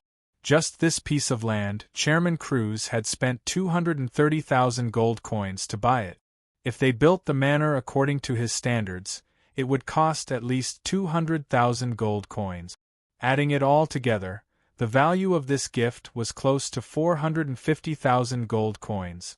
This really is too much, I can't compare to it at all. Hannes shook his head in shock. He touched his chest and took out a very beautiful card for Su Yi. Compared to this, my gift really is a bit too shabby. The gift isn't important, I'm already very happy that you came all the way from Anvilmar City. Su Yi didn't care that much as he took the card, but after looking over it, he was surprised. A lifetime free membership to the Sheldon Inn? Hey, I say, Hannes, are you planning on having me live at the Sheldon Inn? But this thing is useless to me, right? I didn't say it was for you, it's for your child. Can't you see that the name on the card is blank? Hannes pointed at the card and explained, this lifetime free membership card allows you to book 5 rooms at the Sheldon Inn for free. If your child goes to Anvilmar City in the future, you can book a room at the Sheldon Inn whenever you want. When he can go to Anvilmar City by himself, why don't you just arrange a place for him to live? Why would he live in an inn? Hannes laughed. You don't understand, right? Young people will always have some things that they don't want us old people to know. For example, if he takes a fancy to a girl in Anvilmar City and wants to do something with her, you can't just let him bring the girl to us uncles and aunties' homes, right?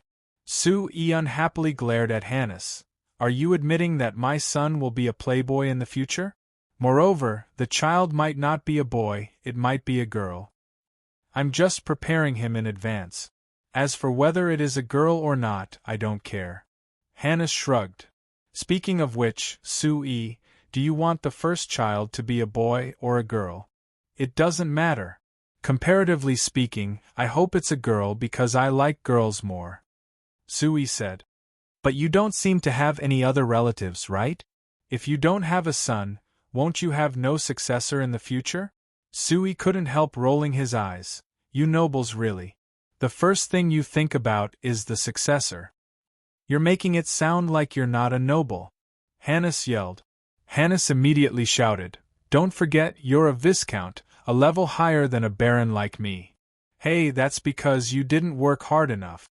Su Yi mocked Hannes before continuing, also, so what if the first child is a girl? Steele and I are still young, so we can just have another one. It's not like we can't raise one. Steele can't give birth to a boy, right?